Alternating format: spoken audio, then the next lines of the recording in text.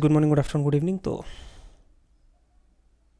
तो नेक्स्ट करेंगे important legislature bills. देखो, पहला है इसमें क्रिमिनल लॉ रिफॉर्म एक्ट। जो न्यूज़ में क्या था कि 3 जो क्रिमिनल लॉज थे इंडिया में, वो पास किए गए हैं पार्लियामेंट के द्वारा 2023 में पास किए गए थे, जो इफेक्ट में जो आए हैं 1 जुलाई 2024। क्या है? पहला है भारतीय न्याय जो है संहिता, जो 2000 संहित जो है 2023। इसने रिप्लेस किसको किया है? पहले कौन सा था इसकी जगह पे?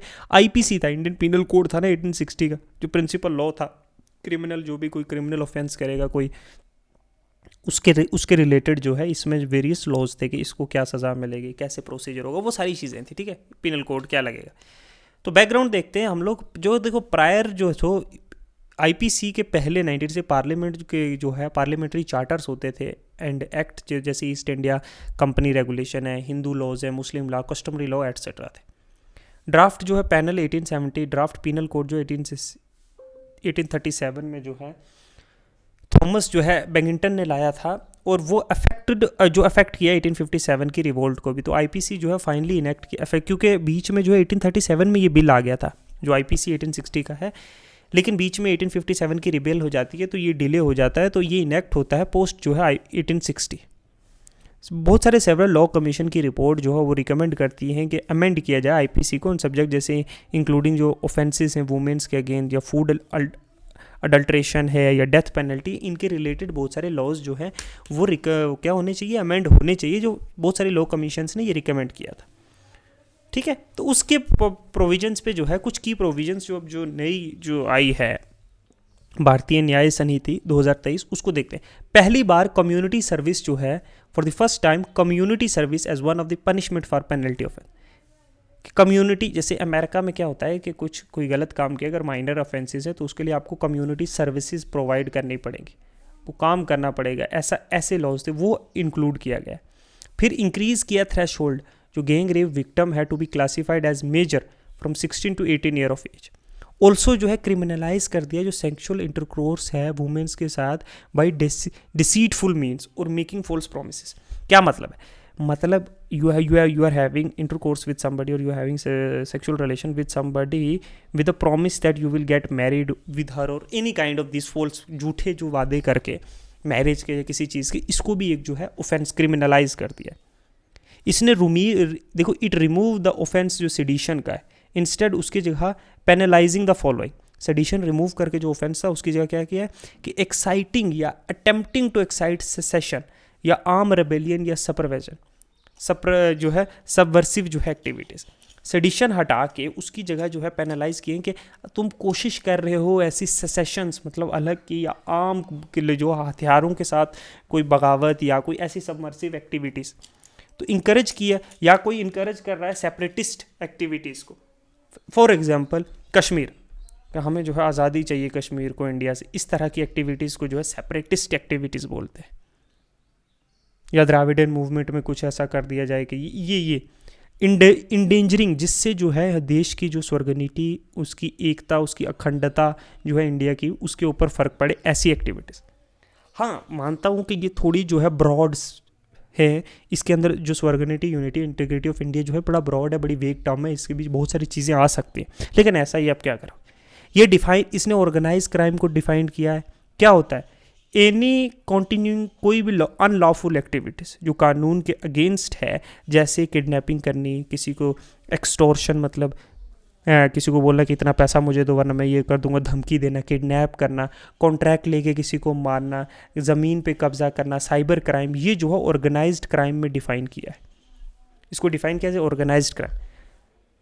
मर्डर या जो ग्रीवियस हर्ट है by the group on the ground of race, caste या कम्युनिटी या sex, place of birth, language या personally, each member of such group shall be punished with, किसी तरीके का मर्डर करना, किसी का खून करना, या फिर किसी ग्रुप को हर्ट करना बुरी तरीके से, किसके ग्राउंड पे? कि वो किसी रेस से या किसी कास्ट से बिलोंग करता है, या कोई अलग कम्युनिटी से। फॉर एग्जांपल किसी कास्ट, मतलब हिंदू, वरना हिंदू में नहीं होता, हिंदुइज्म में कास्ट सिस्टम है ना, जैसे शूद्राज, तुम शूद्राज हो, तुम अनटचेबल हो, तुम दलित हो, तुम यादव हो, इस टाइप पे, या तुम ब्राह्मण हो, इवन नीचे वाली कास्ट, इस बेस पे किसी को मारना, या वो किसी और रेस से बिलोंग करता है, मतलब वो साउथ इंडिया कोई द्राविडन है, या फिर वो मंगोलॉइड है ना, या किसी कम्युनिटी को, हिंदू को या मुस्लिम्स को या सिख को, इस बेस पे के तुम जो है दूसरी कास्ट से बिलोंग करते हो इसलिए मारना, या तुम फीमेल हो या मेल हो इस भेदभाव से, या तुम किसी जगह, तुम महाराष्ट्र में पैदा हुए हो, गुजरात वाले तुम्हें मार रहे हो, तुम्हारा मर्डर कर दिया जाए, या तुम दूसरी लैंग्वेज बोलते हो, जैसे अभी नहीं चल रही मूवमेंट डिफरेंट लैंग्वेज स्पीक कर ले, लोग एक दूसरा हरास कर रहे हैं, तो डेथ या लाइफ इम्प्रिजनमेंट हो सकती है, फाइन भी हो सकती है इन केस ऑफ मर्डर। ठीक है, तो ये ऐड किया गया है। फिर जो है इम्प्रिजनमेंट 7 साल तक की सज़ा हो सकती है, और फाइन भी साथ में हर्जाना भी भरना पड़ता है अगर किसी को सख्त जो है चोट पहुंचाई आपने। तो ये था भारतीय जो न्याय संहिता 2023 है, इसमें वेरियस नई प्रोविजंस ऐड की गई है। हमने ना 1860 का जो इंडियन पीनल कोड है उसका बैकग्राउंड भी देखा। नेक्स्ट है भारतीय नागरिक जो है सुरक्षा संहिता। ये क्या है, इसने जो है क्रिमिनल प्रोसीजर जो है कोड 1973 को जो प्रोवाइड करता था, किस तरीके से, ये क्या था, क्रिमिनल से जो CRPC था 1973 का, ये प्रोसीजर इसने रखा हुआ था, ले डाउन किया हुआ था, किस तरह से किसी को अरेस्ट किया जा सकता है, कैसे उसको कोर्ट में प्रोसिक्यूट किया जा सकता है, बेल कैसे मिल सकती है वेरियस एक्ट के अराउंड। तो ये क्रिमिनल प्रोसीजर, इसको रिप्लेस किया है भारतीय नागरिक जो है सुरक्षा संहिता के तहत। बैकग्राउंड देखते हैं ये कैसे इनेक्ट हुआ था 1866 का CRPC। ये ब्रिटिश रूल के अंदर जो है हुआ था इनेक्ट, लेटर जो है सब्सिट्यूट किया गया, बड़े फ्रेशली कोड जो सक्सेसिवली इनेक्ट किया गया लॉज जो है 1872 में, 1818 में, 1861 में पहली बार आया था। ये बहुत सारे अमेंडमेंट हुए, मोस्टली इंपॉर्टेंट जो वो 1898 में हुआ, फिर 1923 में, 1955 में। ठीक है, CRPC जो है 1973 का law commission of India, CRPC 19 law commission of India, उसकी 41st रिपोर्ट में ये रिकमेंड किया था कि एक सिग्निफिकेंट रिवीजन की ज़रूरत है इस कोड्स को, जिससे जो है ये कोड जो है दोबारा क्रिएट किया गया 1973 में ये लॉस। अब जो भारतीय नागरिक सुरक्षा समिति उसमें क्या क्या है कि डिटेंशन अंडर ट्रायल क्या क्या प्रोविजन है। फर्स्ट टाइम जो ऑफेंडर है who had completed 1/3 of the maximum period of imprisonment shall be bound to release, कि जिसने पहली बार जो है कोई गलती की है, फर्स्ट टाइम जो है कोई मतलब कोई ऑफेंस किया है, ऑफेंडर है, उसको अगर 1/3 जो है, अगर मैक्सिमम उसकी जो है पीरियड है मतलब 9 साल की है, तो उसने अगर 1/3 जो है उसका 9 साल का जो है या 7 साल का जो 1/3 मतलब जितना भी ईयर है उसके अगर उन्हें सज़ा भुगत चुका है तो उसे रिलीज़ किया जा सकता है। अगर अक्यूज ने स्पेंड कर लिया है half of the maximum period जो है of imprisonment of specified of offence, he shall be release, bail पे उसको रिलीज़ किया जा सकता है। ये अप्लाई नहीं करता जिसको डेथ या लाइफ, जिसको उम्र कैद या मौत की सज़ा सुनाई गई, या person whose proceedings are pending more than 1 offence, जिसकी एक से ज़्यादा गलतियों के जो है वो पेंडिंग, उनके लिए नहीं, या जिसको उम्र कैद है या मौत की सज़ा है। मेडिकल एग्जामिनेशन देखो, एनी पुलिस ऑफिसर, वो कोई भी पुलिस ऑफिसर रिक्वेस्ट कर सकता है मेडिकल एग्जामिनेशन किसी भी एक्यूज्ड का कुछ केसेस में, ठीक है, इंक्लूडिंग जैसे रेप केसेस है। तो फोरेंसिक इन्वेस्टिगेशन ये मैंडेटरी है, ये ज़रूर। अब ये जो है मस्ट हो गया है कि ऑफेंस जो पनिशेबल, जिसको एटलीस्ट 7 ऐसा काम किया जिसके लिए 7 साल तक की जेल हो सकती है, उसके लिए फोरेंसिक जो जांच है, मेडिकल जांच है, वो मस्ट कर दी गई। स्पेसिमेन क्या है, ये इंपावर करता है मजिस्ट्रेट को कि वो ऑर्डर कर सकता है किसी भी पर्सन को कि वो प्रोवाइड करे अपना स्पेसिमेन, सिग्नेचर, हैंड राइटिंग, अपना जो अंगूठे का निशान है, अपना आवाज़ की सैंपल है, ये चीज़। एनी पर्सन मतलब जो ऑफेंस जिसने किया है। टाइमलाइन प्रोसीजर का फॉर एग्जांपल, अगर सबमिट हो गई मेडिकल रिपोर्ट, सबमिट की गई है, submission of medical report to investigation officer, giving judgement, informing victim of process investigation और फ्रेमिंग ऑफ चार्ज, ये सारी चीज़ों के लिए एक टाइम लाइन प्रोवाइड की गई है। तो भारतीय सुरक्षा जो है, भारतीय जो नागरिक सुरक्षा समिति है, वो हो गया 2023 में। तीसरा लॉ था वो था भारतीय साक्ष्य, ठीक है, अधिनियम, मतलब जो इंडियन एविडेंस एक्ट है 1872 का, इंडियन एविडेंस एक्ट जिसको IE के भी कहते हैं, IEA, उसको रिप्लेस किया गया है। जो एडमिसिबल कौन कौन से एविडेंस जो है वो कोर्ट में, सारे सिविल्स और क्रिमिनल लॉज के लिए कौन कौन से कोर्ट में जो है वो एविडेंस माने जाते हैं, कि ये एविडेंस जो है कोर्ट में माना जाएगा, ये नहीं माना जाता है, इस तरीके के 1872 का जो इनेक्ट किया था, जो है कंसोलिडेट करने के लिए लॉज जो है रिलेटेड टू जो है एविडेंसेस जो कोर्ट में जो है किए जाते हैं, मतलब सबमिट किए जा सकते हैं और कोर्ट में माने जाएंगे बिफोर जो है जजमेंट। एडमिसिबिलिटी ऑफ इलेक्ट्रॉनिक और digital records as evidence will have the same legal effect as the paper record. तो ये नई चीज़ ऐड की है जो भारतीय साक्षी जो है अभी अधिनियम है उसमें के जो इलेक्ट्रॉनिक या डिजिटल रिकॉर्ड्स है, मतलब फ़ोन रिकॉर्डिंग्स होगी, वीडियोज़ होगी, अब ये की भी इसकी भी उतनी ही लीगल इफेक्ट होगा जितना एक पेपर पे लिखी हुई चीज़ का है। इसने अलो किया है oral evidences to be given electronically, आप ओरल एविडेंसेस वीडियो कॉलिंग के थ्रू दे सकते हो। मतलब ये स्टेटमेंट जो है made by court by witnessing in relation the fact जो है अंडर इंक्वायरी। जॉइंट ट्रायल जो है मल्टीपल पर्सनस की जो है which are accused has absconded or has not responded to arrest warrants will be treated as joint trial. A joint trial refers to a trial of more than एक person की एक time, एक मतलब किसी ने 3 लोगों ने रेप किया है, तीनों की जॉइंट ट्रायल हो सकती है। ठीक है, तो ये 3 लॉज जो है रिप्लेस किए गए हैं। पहला है जिसमें भारतीय न्याय जो है संहिता 2023 जिसको रिप्लेस किया है इंडियन पीनल कोड ने, दूसरा है भारतीय नागरिक सुरक्षा वाला जो क्रिमिनल प्रोसीजर कोड को, और तीसरा है जो है भारतीय साक्ष्य वाला जो इंडियन एविडेंस एक्ट। ठीक है, ये 3 पहले जो प्रीवियस थे 1860s और 1872 के और उनको रिप्लेस करके जो है 2023 में ये 3 नाम चेंज किए और कुछ वेरियस चीज़ें ऐड की गई इसमें। नेक्स्ट आता है digital personal data protection act 2023 का। न्यूज़ में क्या था, प्रेसिडेंट ऑफ इंडिया ने रिसेंटली जो है असेंट दे दिया है अपना डिजिटल पर्सनल जो है डेटा बिल को, जो DPDC 2023 का था। क्या है ये DP एक्ट, जो डिजिटल जो है पर्सनल जो है डेटा प्रोटेक्शन एक्ट क्या है? इसका एम है कि रेगुलेट करना है जो प्रोसेस किस तरह से डिजिटल डेटा, हमारा डेटा वाइल इंश्योरिंग की right to protect their data, individual को ये राइट भी दिया गया वो अपना डेटा प्रोटेक्ट कर सकता है। और रेगुलेट किससे, जो हम फ़ोन यूज़ करते हैं, हमारा डेटाज है, हमारा इंस्टाग्राम्स आईडीज़ है, ये है वो है, ये सारा डेटा है इंटरनेट में, तो इसको प्रोटेक्शन का राइट ये बिल है, प्रोटेक्ट करता है डिजिटल का जो पर्सनल डेटा है बाय प्रोवाइड ऑब्लिगेशन डाटा जो है फ्यूडेशरी के पर्सन, कोई भी पर्सन या कंपनी या गवर्नमेंट एंटिटी जो है जो डेटा प्रोसेस करती है, दैट इज मतलब कलेक्ट करती है, स्टोर करती है, या कोई भी अदर प्रोटेक्शन है उसकी पर्सनल डेटा की, ऑब्लिगेशन है कंपनी को, पर्सन को। ठीक है, तो राइट और ड्यूटी क्या, डेटा पर that a person to whom data is related. Financial penalty, कोई भी राइट ड्यूटीज या ऑब्लिगेशन जो ब्रीच करेगी, फॉर एग्जाम्पल इंस्टा हमारा डेटा रिलीज कर दे कहीं पे, तो ये ऑब्लिगेशन है इंस्टाग्राम को कि वो प्रोटेक्ट करेगी इंडिविजुअल का डेटा, बिकॉज ये हमारा राइट है।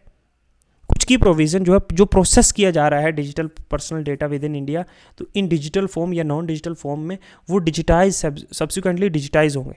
प्रोसेस ऑफ जो personal data outside India if it is for offering goods and services in India, तो एप्लीकेबिलिटी किस किस को अप्लाई करता है, जो इंडिया में डेटा प्रोसेस हो रहा है, जो आउटसाइड हो रहा है हमारे कॉमर्स, किसको नहीं अप्लाई होता।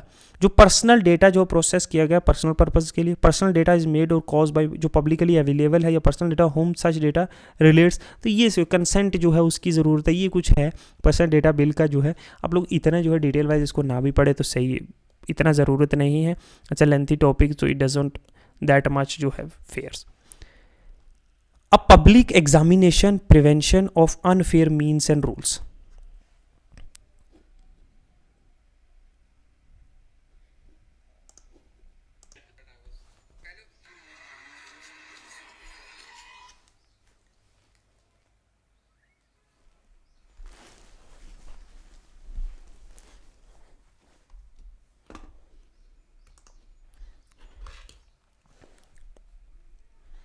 तो न्यूज़ में क्या है, what is in the news, union minister जो पर्सनल पब्लिक ग्रीवियंस और पेंशन है उसने नोटिफाई किया रूल्स अंडर पब्लिक एग्जामिनेशन जो prevention of unfair mean act 2024 जो अफेक्ट में आया है जून 2024।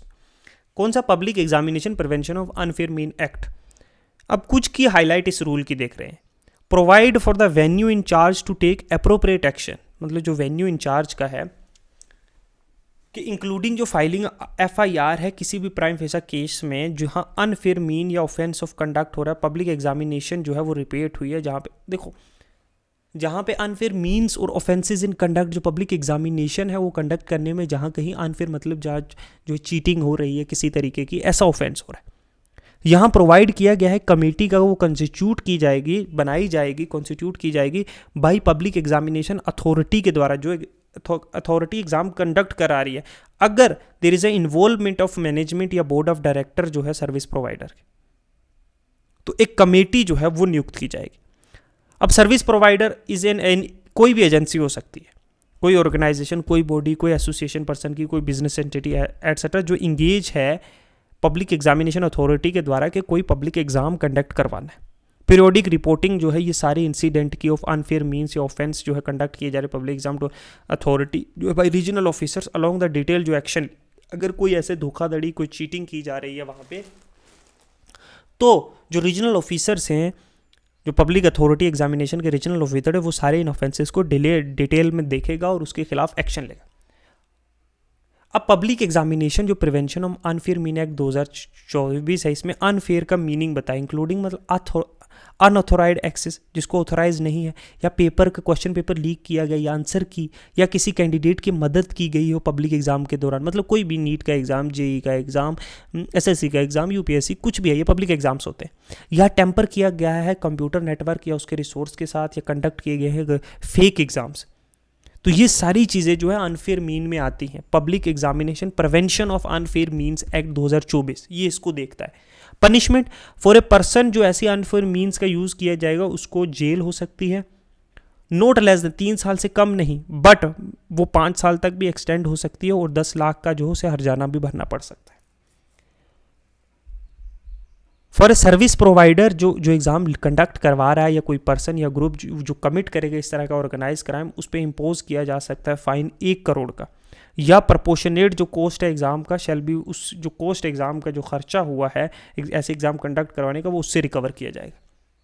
ये सारे कॉग्निजेबल ऑफेंस हैं, मतलब कि पुलिस जो है वो अरेस्ट कर सकती है बिना वारंट के, नॉन बेलेबल, इसमें बेल भी नहीं मिलेगी, नॉन कंपाउंडेबल, मतलब कॉम्प्रोमाइज़ नहीं किया जा सकता विक्टिम और एक्यूज्ड के बीच में, तो कोर्ट केस होगा, जेल हो सकती है और फाइन दिया जा सकता है। पब्लिक एग्जामिनेशन का मतलब कोई भी एग्जाम जो कंडक्ट किया जाए पब्लिक अथॉरिटी के द्वारा, मतलब गवर्नमेंट अथॉरिटी के द्वारा, जैसे शेड्यूल में है एज स्पेसिफाइड इन शेड्यूल, या कंडक्ट किया जाए कोई भी बाकी अथॉरिटी के द्वारा जो सेंट्रल गवर्नमेंट ने जो नोटिफाई किया है कि ये अथॉरिटी कंडक्ट कराएगी फलाना एग्जाम, ठीक है। तो ये जो है अनफेयर मीन्स से जो चीटिंग से एग्जाम्स के जो है होते थे, जो स्कैंडल्स हुए, अभी नीट में भी प्रीवियसली हुआ है, एसएससी में हुआ है, तो उनके लिए ये लॉ लाया गया। It's a brilliant law, hope it gets जो है implemented in a good way. फिर है टेलीकम्युनिकेशन एक्ट। देखो न्यूज़ में क्या था, मल्टीपल सेक्शन जो है टेलीकम्युनिकेशन एक्ट 2013 की वो अफेक्ट में आई है, पूरा नहीं। अब क्या है टेलीकम्युनिकेशन एक्ट, इसका मकसद ये है कि ये अमेंड करेगा लॉ जो रिलेटेड टू डेवलपमेंट या एक्सपेंशन या ऑपरेशन जो टेलीकम्युनिकेशन सर्विसेज या नेटवर्क है, और principle of inclusion, security, growth और रिस्पॉन्सिवनेस। इसने रिपेल कर दिया जो इंडियन टेलीग्राफिक एक्ट था 1885, उसको ख़त्म कर दिया, और इंडियन वायरलेस टेलीग्राफी एक्ट जो 1933, ओनिंग की ह्यूज टेक्निकल एडवांसमेंट हो चुका है। अब टेलीग्राफ्स का यूज़ या बहुत सारे जो है टेलीकम्युनिकेशन में, जो डिजिटल मीडिया में, जो डिजिटल नेटवर्क्स में बहुत डेवलपमेंट हुए हैं, बहुत सारे लार्ज स्केल चेंजेस आ गए हैं। तो विद चेंजिंग टाइम जो है टेलीकम्युनिकेशन एक्ट 2023 जो है वो इंपॉर्टेंट, कुछ की प्रोविजंस जो हैं इसकी, जैसे असाइनमेंट, जो स्पेक्ट्रम है, जैसे 5G का भी ऑक्शन हुआ था कि स्पेक्ट्रम की एलोकेशन जो है वो थ्रू एलोकेशन होगी, वो ऑक्शन होगी, ठीक है। और स्पेसिफिक यूजेज जो है एडमिनिस्ट्रेटिव बेसिस, स्पेसिफिक पर्पज, मतलब जो नेशनल सिक्योरिटी है या डिफेंस है, डिजास्टर मैनेजमेंट है, वेदर फोरकास्टिंग है, ट्रांसपोर्ट, सैटेलाइट सर्विसेज, ऐसे स्पेसिफिक पर्पज इंक्लूडेड। पहली बार एडमिनिस्ट्रेटिव एलोकेशन जो है वो की गई है स्पेक्ट्रम के थ्रू, फॉर स्पेक्ट्रम जो है of spectrum for satellite broadband and line with global norms. अच्छा, राइट ऑफ वे फ्रेमवर्क, देखो it shall be granted non discriminatory और नॉन एक्सक्लूसिव बेस पे। जो एंटिटी जो बिल्डिंग इंफ्रास्ट्रक्चर है जो सीक करती है ROW, वो फैसिलिटी जो यूज़ करेगी प्रॉपर्टी और public and private, protection of use, central government ने इंक्लूड किए मेजर, जिस तरीके से कैसे जो यूज़ कर रहे हैं ये जो डिजिटल मीडिया उसको कैसे प्रोटेक्ट करें। उनकी पहले कंसेंट चाहिए, कोई भी मैसेज वो रिसीव करेंगे। Creation of do not disturb registrar, allow करना यूज़र को कि वो रिपोर्ट कर सकता है कोई मालवेयर या कोई मैसेजेस जो उसको किए जा रहे हैं डिजिटल में जो है एंटिटीज़ के द्वारा। एक्सपैंड किया, बढ़ाया स्कोप यूनिवर्सल जो सर्विस ऑब्लिगेशन फंड है, ठीक है। It is now become Bharat जो है डिजिटल भारत निधि, जो सेंट्रल गवर्नमेंट के कंट्रोल में। तो फंड्स जो है, दिस फंड जो ये फंड क्रिएट की गई है यूनिवर्सल जो ऑब्लिगेशन फंड है, सपोर्ट करने के लिए रिसर्च R&D सर्विसेज को, रिसर्च एंड डेवलपमेंट जो telecommunication service, technology, product, pilot projects के लिए। Power of interception and search, messages जो है वो इंटरसेप्ट किए जाते हैं, मॉनिटर किए या ब्लॉक किए जा सकते हैं सर्टन ग्राउंड पे, इंक्लूडिंग जो सिक्योरिटी, स्टेट है, पब्लिक ऑर्डर, प्रिवेंशन, ऐसे चीज़ों में। तो ये सारी चीज़ें। OTT will not be regulated under OTT platforms जो है वो टेलीकम्युनिकेशन एक्ट 2023 के अंडर जो है वो रेगुलेट नहीं किए जाएंगे। ये बात याद रखना, ये इंपॉर्टेंट है, ठीक है। इंटरनेट शटडाउन न्यूज़ में क्या है, अकॉर्डिंग टू जो डेटा है जो software law freedom law centre का, इंडिया ने 60 बार जो है इंडिया 2024 में जो है इंटरनेट शटडाउन किया है, जो लोएस्ट है पिछले 8 साल में। उससे पिछले सालों में इससे भी ज़्यादा था, तो 60 बार। इंटरनेट शटडाउन क्या है? Internet disruption of intentional disruption, कि जानबूझ के इंटरनेट कम्युनिकेशन को कुछ स्पेसिफिक पॉपुलेशन को या किसी एरियाज़ में, जैसे मणिपुर में बंद किया हुआ था, जम्मू एंड कश्मीर में कुछ अरसा बंद रहा इंटरनेट, तो बंद किया जाए कुछ जानबूझ करके इन एरियाज़ में इंटरनेट नहीं दिया जाएगा इतने वक्त तक, ताकि वहाँ के एरिया की जो इन्फॉर्मेशन है, जो फ्लो ऑफ इन्फॉर्मेशन है, उसको कंट्रोल किया जा सके। जैसे मणिपुर में इतना वायलेंस हो रहा था लार्ज स्केल, वो पूरी इंडिया में शायद वो बात ना फैले या ना पता चले, जो भी कारण रहा होगा, उसकी वजह से इंटरनेट को शटडाउन रखा था। रीज़न क्या इंटरनेट शटडाउन का? नेशनल सिक्योरिटी भी हो सकती है, सोशल अनरेस्ट को बचाने के लिए। अब इतना वायलेंस का, जो लार्ज स्केल वायलेंस का अगर पता इंडिया में लगेगा तो शायद जो है सोशल अनरेस्ट हो सकता है, लोग सड़कों पे आ सकता है, चीटिंग को प्रिवेंट करने के लिए, या सिक्योरिटी और पब्लिक ऑर्डर के लिए। ये 4 चीज़ें हैं, बड़ी ब्रॉड है, लेकिन अब क्या कर सकते हैं, ठीक है।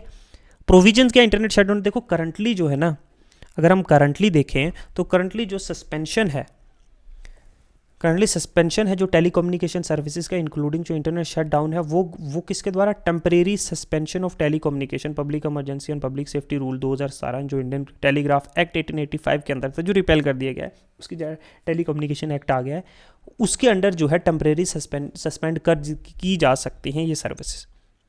टेम्परेरी मतलब उन रीजन में, उन पब्लिक इमरजेंसी के लिए अप टू 15 दिन के लिए एक बार हो सकता था। तो 1885 का एक्ट जो है वो कहीं ना कहीं ये ताकत देता था सेंट्रल गवर्नमेंट को, और वेरियस टाइप ऑफ जो टेलीकम्युनिकेशन सर्विसेज इंक्लूडिंग इंटरनेट या ग्रांट लाइसेंसिंग, उनको ये चीज़ें बंद की जा सकती थी 15 दिन के लिए एक बार। ऑर्डर जो है temporary suspension of telecommunication services जो है, जो इशू किया था यूनियन होम सेक्रेटरी ओनली। उस कौन कर सकता है? Union home secretary only.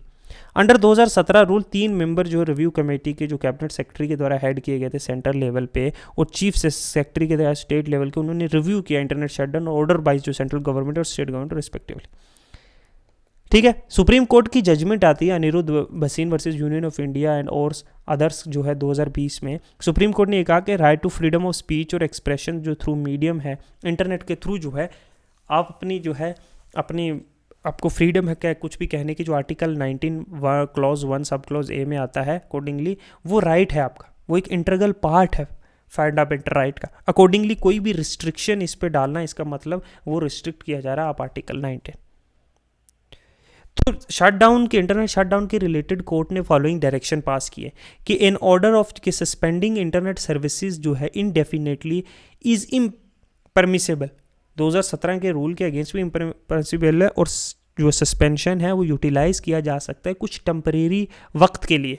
कोई भी ऑर्डर जो इंटरनेट को सस्पेंड कर रहा है अंदर सस्पेंशन रूल, उसको एक प्रिंसिपल ऑफ जो प्रोपोर्शनैलिटी है उसको देखना पड़ेगा, और एक नेसेसरी ड्यूरेशन के बियॉन्ड नहीं होना चाहिए।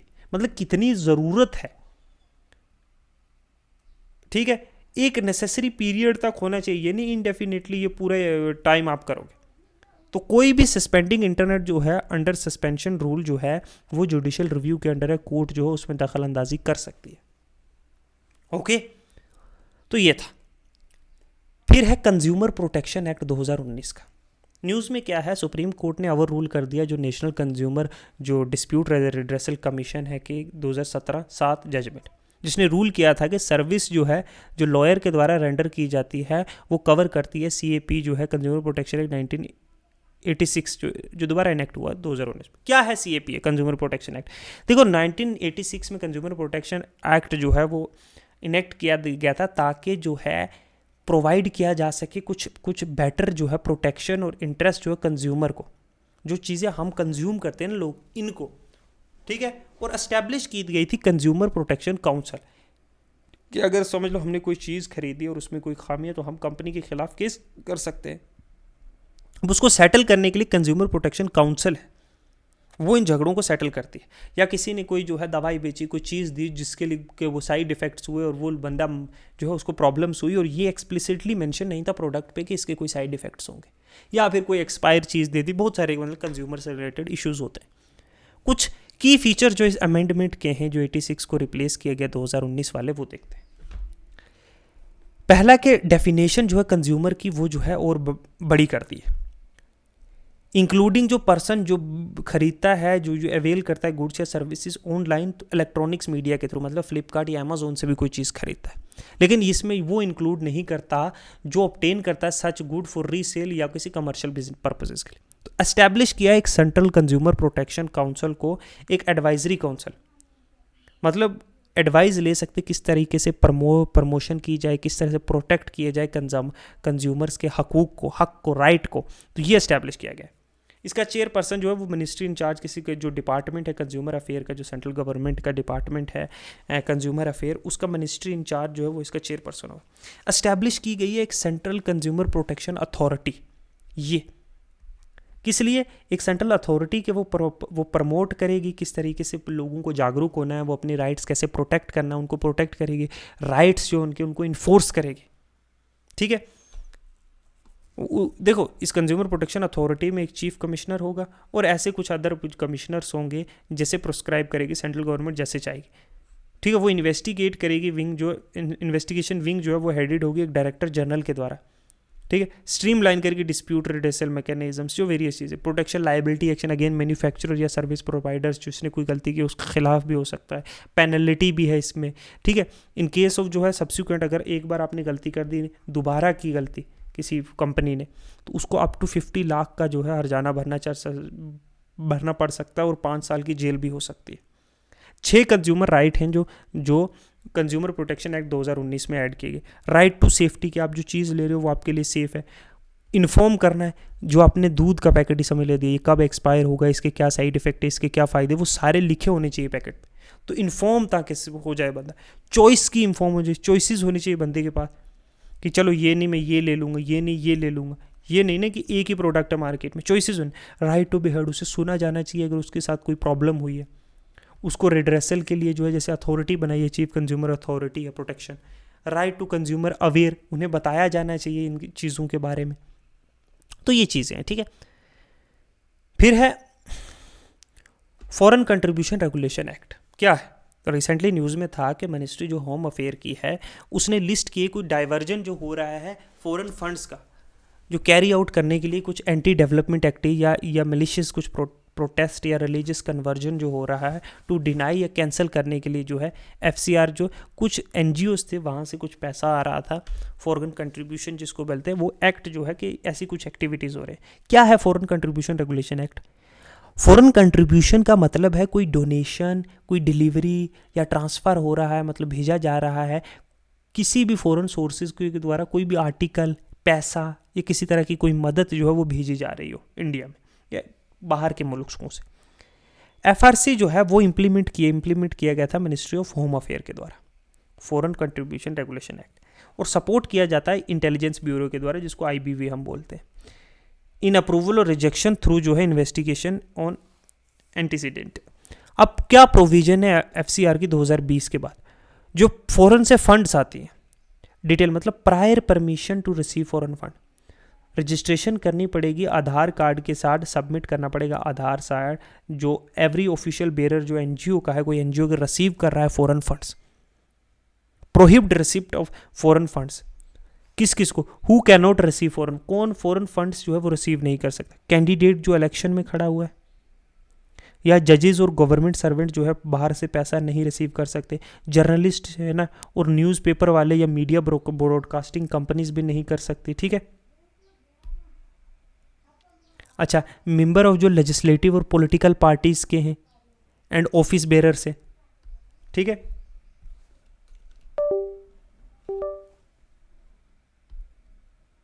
फिर क्या है? मेंबर ऑफ लेजिस्लेचर, जो मेंबर ऑफ लेजिस्लेचर मतलब जो पार्लियामेंट में स्टेट लेजिस्लेटर, पॉलिटिकल पार्टीज़ के हैं जो ऑफिस में जो बैठे जो मिनिस्टर्स हैं, या ऑर्गेनाइजेशन है कोई भी पॉलिटिकल नेचर के, तो ये लोग जो है फॉरेन से कंट्रीब्यूशन नहीं ले सकते। FRC अकाउंट, जो फॉरेन कंट्रीब्यूशन रेगुलेशन अकाउंट है ये जो है स्टेट बैंक ऑफ इंडिया में होने चाहिए, new Delhi to receive funds. कोई भी फंड जो है अदर देन जो फॉरेन कंट्रीब्यूशन है कैन बी रिसीव या deposited in it, it can be transfer to any NGOs. तो ये है। वैलिडिटी क्या है एफसीआरए की रजिस्ट्रेशन की? वैलिडिटी 5 साल की है। एनजीओ जो है वो उसको दोबारा रिन्यूअल के लिए अप्लाई करने पड़ेगा विद इन 6 मंथ जो है एक्सपायरी। 5 साल के लिए जो है इन्होंने अप्लाई किया, फिर एक्सपायरी से पहले 6 महीने से पहले दोबारा रजिस्टर करना पड़ेगा इसको, ठीक है। Reduction in use of foreign contribution, जो कोई यूज़ है जो फंड्स का वो लिमिटेड पर्पजेज के लिए होना चाहिए। मैक्सिमम लिमिट जो है 20% है, अर्लियर 50% थी एडमिनिस्ट्रेटिव ऑफेंसेस जो एक्सपेंसेस के लिए। Submission of annual report, compulsory filing जो होनी चाहिए एनुअल रिटर्न्स की in case of contravention government can restrict the utilize. तो एनुअल रिपोर्ट्स जो है वो प्रोवाइड करनी है, कहाँ कहाँ इस पैसे का यूज़ किया गया है, ये कुछ ये टाइटनिंग करने के लिए जो है स्क्रूटनी जो है ये फॉरेन फंड्स पे कहीं ना कहीं इस लिहाज से भी कहीं ना कहीं चाइना से कहीं पैसा आ रहा हो, कहीं और जो है एनिमी कंट्री से पैसा आ रहा हो, या फिर किसी भी मुल्क से कहे इस कंट्री में जो है क्या पता कोई इलीगल यूज़ के लिए हो, टेरर फंडिंग के लिए हो, या फिर कोई को कॉन्ट्रैक्ट किलिंग के लिए हो, तो इस पैसे को जो है जो बाहर से पैसा इंडिया में आ रहा है ये यहाँ का peace, prosperity, sovereignty, integrity, unity को ख़राब ना करता हो, तो इस पैसे पे चेक्स एंड बैलेंसेस होना बहुत ज़रूरी है। तो इसके लिए है फॉरेन कंट्रीब्यूशन जो है रेगुलेशन, ठीक है, एक्ट किसके अंडर है? मिनिस्ट्री ऑफ होम अफेयर्स के अंदर, ठीक है। तो ये चीज़ ऑफिस एक्ट 2023 का क्या न्यूज़ में, पोस्ट ऑफिस एक्ट जो है जो इफेक्ट में आया 2023 का, जिसने रिप्लेस किया इंडियन पोस्ट ऑफिस एक्ट 1998 का, इसके क्या प्रोविजन है वो देखते हैं। डायरेक्टर जनरल ऑफ जो पोस्टल सर्विसेज है वो विल बी अपॉइंटेड जो है हेड पोस्ट, इंडियन पोस्ट का जो हेड है इंडियन पोस्ट का वो एक डायरेक्टर जनरल जो है ऑफ पोस्टल सर्विसेज से जो है अपॉइंट किया जाएगा। ये डीजीपीएस जो है उसके पास पावर होंगी कि वो रेगुलेशन बना सकता है और मैटर्स में किस तरह के चार्जेस होंगे जो है सर्विसेज में, सप्लाई कैसे की जाएगी, सेल कैसे किए जाएंगे जो पोस्टेज स्टम्प्स हैं। पावर के वो इंटरसेप्ट कर सकता है postal article, government can intercept an article जो ट्रांसमिट की जा रही है, जो भेजी जा रही है इंडियन पोस्ट सर्विस के किसी भी स्पेसिफिक ग्राउंड पे, उसे रोका जा सकता है, इंटरसेप्ट किया जा सकता है गवर्नमेंट के द्वारा। ग्राउंड जो है वो इंक्लूड करता है सिक्योरिटी स्टेट की, फ्रेंडली रिलेशन फॉरेन कंट्रीज के साथ, public order, emergency, public security, ये वो। एग्जाम्पशंस क्या है? Liability, post office will not incur any liability with regard to services except such a liability which may be prescribed with regard to services of politic, ठीक है। कोई penalty provisions जो है वो प्रिस्क्राइब नहीं की गई है सेक्टर में। पोस्टल सर्विसेज जो थी ड्यूरिंग ब्रिटिश एरा, अर्लियर जो है ईस्ट इंडिया कंपनी ने पहला फर्स्ट पोस्ट ऑफिस जो है ओपन किया था 1727 में, बैक इन 1727 में। लॉर्ड डलहौजी ने रिकॉग्नाइज किया इंडियन पोस्ट ऑफिस को एक सेपरेट ऑर्गेनाइजेशन जो है नेशनल इंपॉर्टेंस के लिए। प्रेजेंट स्टेज जो है, प्रेजेंट साइट जो है जनरल जो पोस्ट ऑफिस है, जनरल पोस्ट ऑफिस जो कलकत्ता है वो पहली साइट थी जो फर्स्ट टाइम जो है for the first fort Williams, site of first fort, पहली फोर्ट विलियम्स जो थी वहाँ था। तो ये था, रिप्लेस किया गया था। अब कुछ इंपॉर्टेंट कॉन्स्टिट्यूशनल, कुछ स्टैट्यूटरी, कुछ एग्जीक्यूटिव बॉडीज देखते हैं जो न्यूज़ में थी। पहली है नेशनल ह्यूमन राइट कमीशन, ठीक है। नेशनल ह्यूमन राइट कमीशन जो है वो एस्टैब्लिश, देखो ना, एस्टैब्लिश की थी 1993 में as a national coordinating committee for national institution जो है प्रमोट और प्रोटेक्ट करेगी जो लोगों के ह्यूमन के जो राइट्स है। सिंस 2016 जो है इसको जो है कहा गया है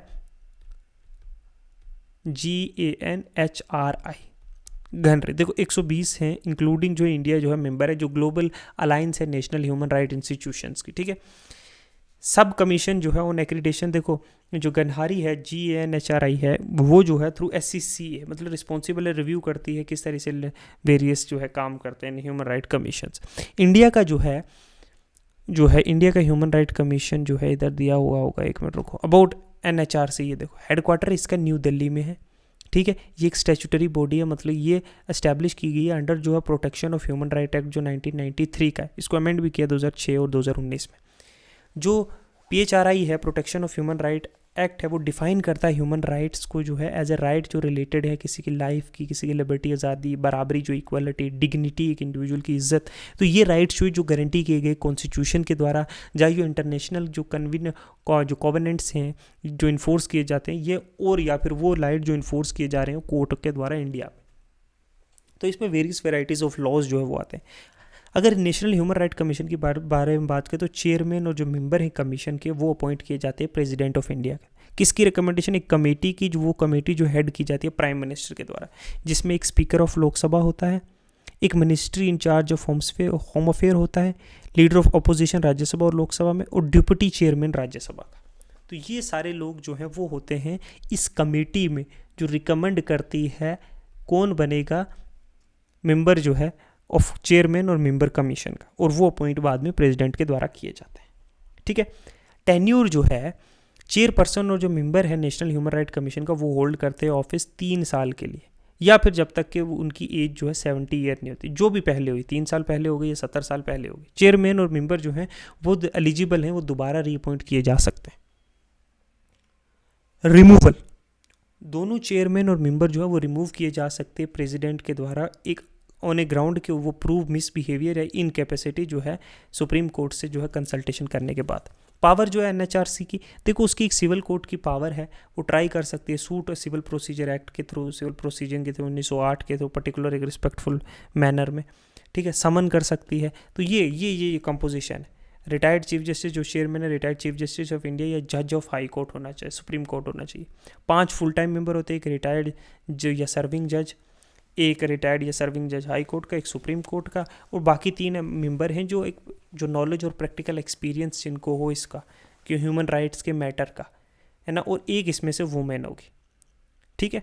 3 जो है 7 डीम्ड मेंबर, एक चेयरपर्सन जो नेशनल, 7 लोग और होते हैं इसमें, मतलब एक यहाँ पे, ठीक है, 5 ये और 7 होते हैं जो माइनॉरिटी कमीशन से, बैकवर्ड क्लास से, पर्सन डिसेबिलिटी से, SC ST, पब्लिक ह्यूमन जो protection of child and human right, यहाँ इनके जो है चेयरपर्सन्स होते हैं। तो 7 × 12 13 मेंबर्स टोटल। ठीक है। फंक्शंस जो है वो इंक्वायरी करते हैं ह्यूमन राइट वोलेशन की, पटिशन अगर किसी विक्टिम ने दी है, ह्यूमन राइट वोलेशन जो कोर्ट के सामने पेंडिंग है, जेल में विजिट कर सकते हैं या इंस्टीट्यूशंस में जो कंट्रोल स्टेट गवर्नमेंट्स के कंट्रोल में आते हैं, वहाँ देख सकते हैं कि कैदियों की क्या कंडीशन है, रिव्यू कर सकते हैं लॉ और प्रोसीजर जो ह्यूमन राइट्स के रिलेटेड जो कानून पास किए गए हैं, क्या ये विद इन द फ्रेमवर्क्स हैं। तो ये सारी चीज़ें जो है ह्यूमन राइट कमीशन की कंपोजिशन देख ली, किस तरह से अपॉइंट होता है वो देख लिया। तो 7 लोग, एक रिटायर्ड या जज जो है रिटायर्ड चीफ जस्टिस या कोई जज जो सुप्रीम कोर्ट का, 5 फुल टाइम मेंबर जिसमें से एक सुप्रीम कोर्ट का, एक हायर कोर्ट का, 3 लोग जो है जिनको कोई नॉलेज हो किसी पर्टिकुलर फील्ड की ह्यूमन राइट रिलेटेड, और 7 जो है वेरियस कमीशन के मेंबर होते हैं। फिर है नेक्स्ट चलते हैं central bureau of investigation, CBI क्या है। देखो रिसेंटली जो state of West Bengal versus जो यूनियन ऑफ इंडिया 2024, उसने अपहेल्ड किया जो वैलिडिटी है वेस्ट गवर्नमेंट की, जो मेंटेनेबिलिटी है जो वेस्ट बंगाल की गवर्नमेंट के सूट की जो यूनियन के अगेंस्ट किया हुआ रजिस्ट्रेशन और इन्वेस्टिगेशन जो CBI का है, डिस्पाइट जो है उन्होंने रिवोक कर दिया था जनरल जो है कंसेंट। मोर न्यूज़ में क्या है, देखो ये सूट फाइल किया गया था, स्टेट ने अक्यूज़ किया था कि यूनियन जो है अपनी कॉन्स्टिट्यूशनल ओवर रीच का इस्तेमाल कर रही है और कहीं ना कहीं फेडरलिज्म का जो है वोलेशन कर रही है, कि वो जो है बिना स्टेट की पहले परमिशन लिए बिना, प्रायर कंसेंट लिए बिना CBI को जो है वो एम्प्लॉय कर रही है स्टेट में, मतलब किसी काम के लिए, किसी क्राइम के लिए। आर्टिकल 131 जो है वो डील करता है कि विद सुप्रीम कोर्ट की ओरिजिनल जुरिस्डिक्शन है, कि वो कोई भी डिस्प्यूट है अगर सेंटर या किसी एक या एक से ज़्यादा स्टेट्स के बीच में, तो वो केस सीधा सुप्रीम कोर्ट के पास जाएगा। ठीक है। अब सेंट्रल ब्यूरो ऑफ इन्वेस्टिगेशन क्या है, देखो एस्टैब्लिश हुआ था 1963 में, 1963 में किसकी रिकमेंडेशन पे, संतानम कमेटी की रिकमेंडेशन पे ऑन प्रिवेंशन ऑफ करप्शन। ठीक है। जो कमीशन उसने कहा था कि एक CBI का जो है होना चाहिए 1962-64 में। मिनिस्ट्री जो पर्सनल पेंशन और पब्लिक ग्रीवियंस के अंडर आती है, नॉन स्टैट्यूटरी है, ना किसी पार्लियामेंट के एक्ट के थ्रू बनी है, ना ही एक नॉन कॉन्स्टिट्यूशनल भी है। ये जो है गवर्न होती है दिल्ली स्पेशल पुलिस एस्टेब्लिशमेंट जो एक्ट है 1946 का, उसके अंडर। ये एक प्रीमियर इन्वेस्टिगेशन पुलिस एजेंसी है इंडिया की, जो है इंटरपोल के बिहाफ पे भी जो है काम करती है इंडिया में। ठीक है। मोटो क्या है, इंडस्ट्री, इम्पार्शलिटी और इंटीग्रिटी। इनका जो है ये जो है इसका विजन है करप्शन के अगेंस्ट कॉम्बैट करना पब्लिक लाइफ में, कर्बिंग इकोनॉमिक और जो वायलेंट क्राइम्स होते हैं इन्वेस्टिगेशन और प्रोसिक्यूशन करते हैं, साइबर और हाई टेक्नोलॉजी के क्राइम जो उनके खिलाफ लड़ते हैं। कंपोजिशन जो है एक डायरेक्टर होता है जो हेडेड होता है, जिसको एक स्पेशल डायरेक्टर जो या एडिशनल डायरेक्टर जो उसकी मदद करता है, एक जॉइंट डायरेक्टर होता है, deputy inspector general, superintendents of police और बाकी ऑल काइंड ऑफ जो पुलिस पर्सोनल के रैंक होते हैं। तो ये ठीक है। ठीक है। अब कंसेंट क्या है, स्टेट जो है ना जो पैनल होता है जो सेलेक्ट करता है सीबीआई चीफ को, उसमें प्राइम मिनिस्टर होता है, लीडर ऑफ अपोजिशन होता है और चीफ जस्टिस ऑफ इंडिया होता है। कंसेंट जो स्टेट का क्या है सीबीआई को, देखो एक तो जनरल कंसेंट है ना, इसमें सीबीआई को कोई परमिशन लेने की ज़रूरत नहीं है हर बार किसी स्टेट में अगर कोई क्राइम हुआ उससे रिलेटेड जो है इन्वेस्टिगेशन करने के लिए। सेक्शन 6 जो है, जो Delhi state police establishment act का है, वो इंपावर करता है स्टेट गवर्नमेंट को कि वो दे सकती है या डिनाई कर सकती है कंसेंट किसी भी सीबीआई ऑफिसर को कि वो उसकी टेरिटरी में आके कोई केस की इन्वेस्टिगेशन करे। स्पेसिफिक क्या है, एक जनरल कंसेंट है, एक स्पेसिफिक है। स्पेसिफिक में यह है कि सीबीआई को जो है वो अप्लाई करने का स्टेट गवर्नमेंट में एवरी केस में, हर केस में अप्लाई करना पड़ेगा कि एक कंसेंट के लिए कि क्या वो इस केस के लिए जो है वहाँ के इन्वेस्टिगेशन कर सकते हैं। अगर स्टेट देते तो ठीक, नहीं देते तो नहीं। जनरल कंसेंट जो है बहुत बार स्टेट्स ने वापस लिया हुआ है, कुछ स्पेसिफिक केसेज में कंसेंट दोबारा लेना पड़ता है। तो ये कंसेंट रिलेटेड जो है सीबीआई के जो है वो मुद्दा है। नेक्स्ट है लोकपाल। देखो रिसेंटली जो है लोकपाल जो है इंडिया का वो इस्टेब्लिश की एक इंक्वायरी विंग जो है, सेक्शन 11 जो है लोकपाल लोकायुक्त जो एक्ट है 2023 के तहत कि वो ग्राफ्ट करेंगे केसेस जो है पब्लिक सर्वेंट के अगेंस्ट। क्या है लोकपाल, देखो जो एक एंटी करप्शन जो है अबट्समैन है सेंटर लेवल पे जो इस्टेब्लिश किया गया था लोकपाल लोकायुक्त एक्ट के थ्रू 2013 में, इन्वेस्टिगेट करने के लिए और उन लोगों को कोर्ट में प्रोसिक्यूट करने के लिए करप्शन केसेस जहाँ पे पब्लिक सर्वेंट इन्वॉल्व हैं, जो सरकारी मुलाजिम हैं। दोनों जो फर्स्ट और सेकंड एडमिनिस्ट्रेटिव रिफॉर्म्स थी, ERC रिपोर्ट थी, उन्होंने रिकमेंड किया था कि लोकपाल इंस्टीट्यूशन जो है वो इस्टेब्लिश होने पड़े। लोकपाल सेंटर लेवल पे और लोकायुक्त जो है वो स्टेट लेवल पे। इनका स्ट्रक्चर जो है वो यूनिफॉर्म नहीं है, अलग अलग स्टेट में अलग अलग टाइप से। लोकायुक्त की अपॉइंटमेंट जो है गवर्नर के द्वारा की जाती है, जनरली जो है चीफ जस्टिस जो उस स्टेट के हाई कोर्ट उससे सलाह लेने के बाद, और लीडर ऑफ अपोजिशन जो है स्टेट लेजिस्लेचर असेंबली में। क्या कंपोजिशन है लोकपाल की जो सेंटर में, उसमें एक चेयरमैन होता है, ठीक है, पर्सन हु इज और हैव बीन CGI और हैज़ बीन ए जज ऑफ सुप्रीम कोर्ट। कोई CGI रहा हो, CGI है या रहा हो, या जज रहा हो सुप्रीम, या फिर जज है और रहा हो हाई सुप्रीम कोर्ट का। और 8 मेंबर होते हैं विद 50% जो है 50% जुडिशियल मेंबर होते हैं, अपॉइंट किए जाते हैं प्रेसिडेंट के द्वारा। जस्टिस जो पिनाकी चंद्र घोष है 2019 में पहला लोकपाल था, ठीक है। और जस्टिस AM कनवालर जो है वो करंटली जो है कानवेलकर जो है वो करंटली लोकपाल है। चेयरमैन और मेंबर जो है वो अपॉइंट किए जाते हैं रिकमेंडेशन सेलेक्टिंग कमेटी की लेने के बाद। जो टर्म ऑफ ऑफिस है वो 5 साल का होता है जब वो जिस डेट पे वो इंटर करता है ऑफिस में, और जब तक कि वो या तो 70 साल का पहले हो जाएगा या अपने 5 साल का टर्म पहले पूरा करेगा, जो भी अर्लियर हो। On ceasing to hold office, chairman जो है और हर मेंबर जो है वो इनएलिजिबल टू, दोबारा वो अपॉइंट नहीं हो सकता लोकपाल की पोस्ट पर, ठीक है, एज चेयरपर्सन या member of Lokpal. However, a member shall be eligible to be appointed as Lokpal, chairperson और Lokpal if his tenure does not exceed 5, अगर 5 साल से ऊपर उसका टेन्योर नहीं हुआ तो वो एलिजिबल है रीअपॉइंट के लिए, वो भी चेयरपर्सन। कंपोजिशन क्या है लोकपाल की, देखो प्राइम मिनिस्टर, कमेटी जो है जो रिकमेंड करती है प्रेसिडेंट को अपॉइंटमेंट के लिए, उसमें speaker of house of the member होता है, लीडर ऑफ अपोजिशन होता है, leader of opposition, speaker, prime minister 3, chief justice of India या जज ऑफ सुप्रीम कोर्ट जो नॉमिनेटेड बाय हिम, या तो चीफ जस्टिस ऑफ इंडिया होगा या उसके द्वारा कोई नॉमिनेट किया होगा जज होगा। एक एमिनेंट ज्यूरिस्डिक्स जो प्रेसिडेंट के द्वारा अपॉइंट किया जाए, ये कमेटी होती है। ये कमेटी जो है वो रिकमेंड करती है प्रेसिडेंट को कि किसको लोकपाल का जो है चेयरपर्सन लोकपाल अपॉइंट किया जाएगा। 2 विंग है लोकपाल की, एक इंक्वायरी विंग होती है, ये प्रिलिमिनरी इंक्वायरी कंडक्ट करती है। अलेजली कोई भी अगर किसी ने कोई क्राइम किया, कोई पब्लिक सर्वेंट ने करप्शन किया है, प्रिवेंशन ऑफ करप्शन एक्ट के 88, तो ये इंक्वायरी करती है। ये इंक्वायरी जो है ये सबमिट करेगी इंक्वायरी की रिपोर्ट लोकपाल को 60 दिन के अंदर अंदर। ये इंक्वायरी विंग जो है ये हेडेड बाई एक डायरेक्टर के द्वारा हेड की जाती है लोकपाल के चेयरपर्सन के अंडर। डायरेक्टर जो है वो उसकी मदद की जाती है 3 सुपरडेंट ऑफ SPs के द्वारा, SP general, SP economic and banking और SP साइबर के द्वारा। ईच SP जो है वो फर्दर इंक्वायरी, उनके पास इंक्वायरी ऑफिसर्स और बाकी स्टाफ होते हैं। इनके पास सारी पावर से जो सिविल कोर्ट की होती है, एक अंडर सिविल प्रोसीजर, ठीक, कोड ऑफ सिविल प्रोसीजर। दूसरी है प्रोसिक्यूशन विंग, ये डायरेक्टर ऑफ प्रोसिक्यूशन के अंडर होती है। पब्लिक सर्वेंट्स को जो है प्रोसिक्यूट करने के लिए किसी भी कंप्लेंट जो है of any complaint by Lokpal. वो ये जो डायरेक्टर ऑफ प्रोसिक्यूशन है, ये केस फाइल करेगा इन्वेस्टिगेशन का स्पेशल कोर्ट में, ठीक है। और ये प्रोसिक्यूशन जो सर्वेंट्स हैं, आपको स्पेशल कोर्ट्स के बारे में तो पता है ना, स्पेसिफिक पर्पसेस के लिए जो कोर्ट सेटअप की जाती है ना, कोई भी ऑफेंस जो पनिशेबल है पीसीए 1988 के।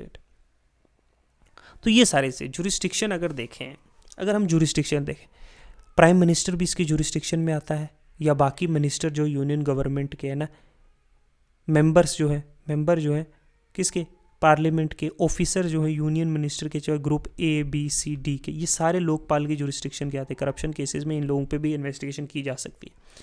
चेयरपर्सन, मेंबर, ऑफिसर या बोर्ड ऑफ डायरेक्टर या डायरेक्टर ऑफ किसी भी बोर्ड, कॉर्पोरेशन, सोसाइटी, ट्रस्ट या ऑटोनोमस बॉडी या कोई एस्टेब्लिशमेंट है जो एक्ट ऑफ पार्लियामेंट से बना है, पार्टली या होली, है ना, जो फंड किया जा रहा हो स्टेट या यूनियन गवर्नमेंट के द्वारा, कोई भी सोसाइटी या ट्रस्ट या बॉडी जो रिसीव करती है foreign contribution up to 10 lakh रुपए, वो भी लोकपाल के अंदर आता है। फॉरेन कंट्रीब्यूशन के बारे में हमने पिछली क्लास में पढ़ा है, ठीक है। तो ये लोग आते हैं। बाकी कुछ इंपॉर्टेंट न्यूज़ जो हैं, national commission for backward class, national commission ने जो है रिव्यू किया है स्टेट लिस्ट जो है ओबीसी की। क्या है नेशनल कमीशन? ये कॉन्स्टिट्यूशनल बॉडी है अंडर आर्टिकल 338B, ठीक है, जो 102 जो है कॉन्स्टिट्यूशनल अमेंडमेंट एक्ट के थ्रू ऐड की गई थी 2018 में, ठीक है। तो एनबीसी जो national commission for backward class है, ये कॉन्स्टिट्यूशनल बॉडी है, किसके अंडर? आर्टिकल 338B के अंदर, ठीक है। ये मैंडेट करती है यूनियन और हर स्टेट गवर्नमेंट को कि वो कंसल्ट करे एनसीबीसी के साथ जितने भी मैटर जो है पॉलिसी रिलेटेड है बैकवर्ड क्लासेस के लिए। कंपोजिशन अगर इसकी देखें, इसमें एक चेयरपर्सन है, एक वाइस चेयरपर्सन होता है, 3 और बाकी लोग होते हैं जो अपॉइंट किए जाते हैं प्रेसिडेंट के द्वारा। इनकी सर्विस ऑफ कंडीशन जो वो प्रेसिडेंट के द्वारा ही डिटरमाइन की जाती है। इनके पास पावर होती है सिविल कोर्ट की। ड्यूटीज़ क्या है एनबीसी की? इन्वेस्टिगेट करता है कोई और मॉनिटर करता है किस तरीके से बैकवर्ड क्लासेस के लोगों की हेल्प की जाए। इंक्वायरी करता है कोई भी कंप्लेंट अगर की जाए, किसी तरह के राइट्स अगर छीने जा रहे हैं बैकवर्ड क्लासेस से, उनकी सोशो इकोनॉमिक डेवलपमेंट के लिए देखता है किस तरह से इनका प्रोसेस किया, प्रोग्रेस इनका और आगे बढ़ाया जा सकता है। कोई भी फंक्शन है जो रिलेटेड टू इन लोगों को कैसे एडवांस किया जा सकता है, जैसे प्रेसिडेंट बताएगा। एनुअल रिपोर्ट सबमिट की जाती है एनसीबीसी के द्वारा प्रेसिडेंट को, किस तरह से सेफ गार्ड किए जा सकते हैं, इंप्लीमेंट किए जा सकते हैं, वेरियस पॉलिसी और रिकमेंडेशंस भी दी जाती हैं कि ये चीज़ें करने से इनकी अपलिफ्टमेंट हो सकती है, और प्रेसिडेंट वो रिपोर्ट जो है पार्लियामेंट के सामने रखता है। तो ये है एनसीबीसी। नेक्स्ट चलते हैं, नेक्स्ट है नेशनल कमीशन जो schedule caste. Recently Delhi high court ने ये कहा है कि जो नेशनल कमीशन है शेड्यूल कास्ट की इज़ नॉट एम्पावर, उसके पास ताकत नहीं है कि वो इन्वेस्टिगेट कर सकती है या कोई इशू कर सकती है डायरेक्शन जो है नेचर जो क्रिमिनल या सिविल कोर्ट का, ठीक है। Had not empowered, is not empowered. तो क्या है NCSC national commission for schedule का? ये कॉन्स्टिट्यूशनल बॉडी है आर्टिकल 338 के अंदर ऑफ कॉन्स्टिट्यूशन। तो कंपोजिशन क्या है? एक chairperson, vice chairperson, 3 other member होते हैं जो प्रेसिडेंट के द्वारा अपॉइंट किए जाते हैं। होल्ड करते हैं ऑफिस 3 साल की टर्म के लिए, और वो दोबारा एलिजिबल नहीं है अपॉइंटमेंट के लिए फॉर मोर देन 2 टर्म से ज़्यादा। 2 बार अपॉइंटमेंट हुए बस, उसके बाद नहीं हो सकते। फंक्शन के इन्वेस्टिगेट और मॉनिटर करती है सारे भी मैटर जो रिलेटेड होते हैं, कोई भी कॉन्स्टिट्यूशन है या फिर और कोई कानूनी है सेफ गार्ड जो सुप्रीम कोर्ट जो सोशल शेड्यूल कास्ट को दिए गए हैं उनकी हेल्प के लिए। इंक्वायरी करती है किसी तरह का भी कोई डिप्रीवेशन होगा, इनको राइट नहीं मिले हैं, कोई भी कंप्लेंट है इनके खिलाफ, कोई क्राइम हुआ है, ये सारी चीज़ें, ठीक है। इनको सिविल कोर्ट की पावर नहीं है। Has not empower to investigate या कोई भी इशू या डायरेक्शन जो सिविल या क्रिमिनल कोर्ट का है वो नहीं कर सकती, ये दिल्ली हाई कोर्ट ने कहा है। फिर है UPSC union public service commission. Recently UPSC chairman ने रिज़ाइन किया 5 साल के से पहले ही अपने टर्म्स के। तो आर्टिकल 315 ये स्टेट करता है कि देर शैल बी, वहाँ एक आर्टिकल 315 ये कहता है कि एक पब्लिक सर्विस कमीशन होगा यूनियन के लिए और स्टेट पब्लिक सर्विस कमीशन होगा हर स्टेट के लिए। क्या है यूपीएससी का चेयरमैन? Article 316 board UPSC chairman appoint president के द्वारा किया जा सकता है। 6 साल का टर्म होता है या 65 साल ऑफ एज, जो भी पहले हो जाए।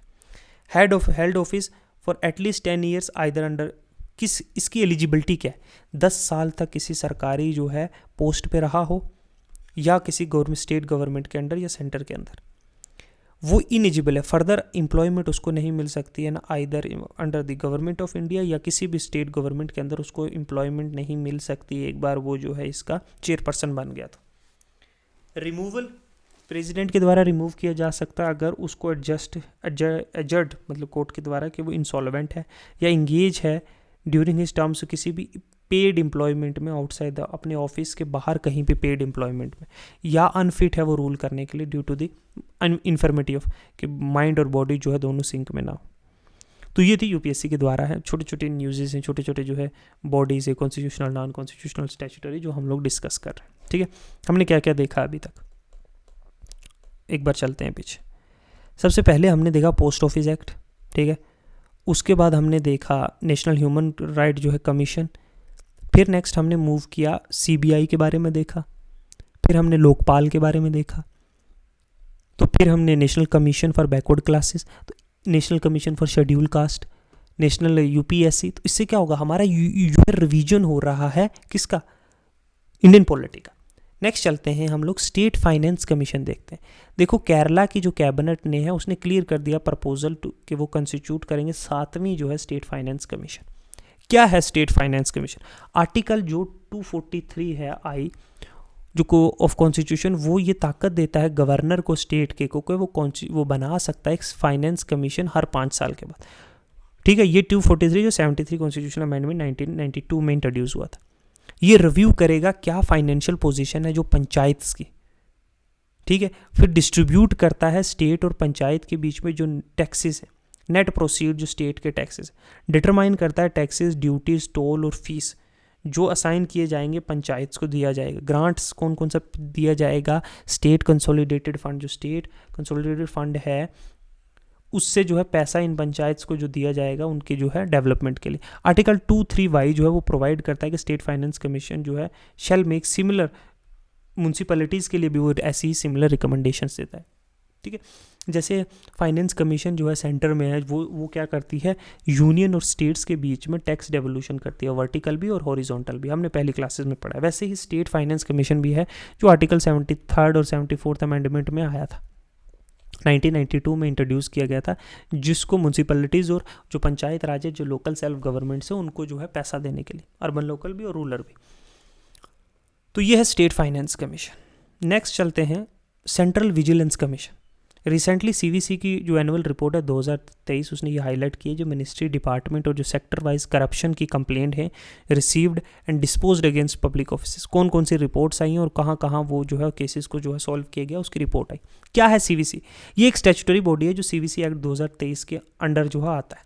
एस्टैब्लिश किया गया 1964 में थ्रू रेजोल्यूशन एक गवर्नमेंट ऑफ इंडिया के, जो के Santhanam committee on prevention of corruption उसने रिकमेंड किया था 1964 में। लेकिन ठीक है, 1998 में जो है इट कन्फर्म जो है इसको जो है स्टैट्यूटरी स्टेटस मिला एक ऑर्डिनेंस के थ्रू जो है यूनियन गवर्नमेंट ने जो प्रोमोगेट किया था।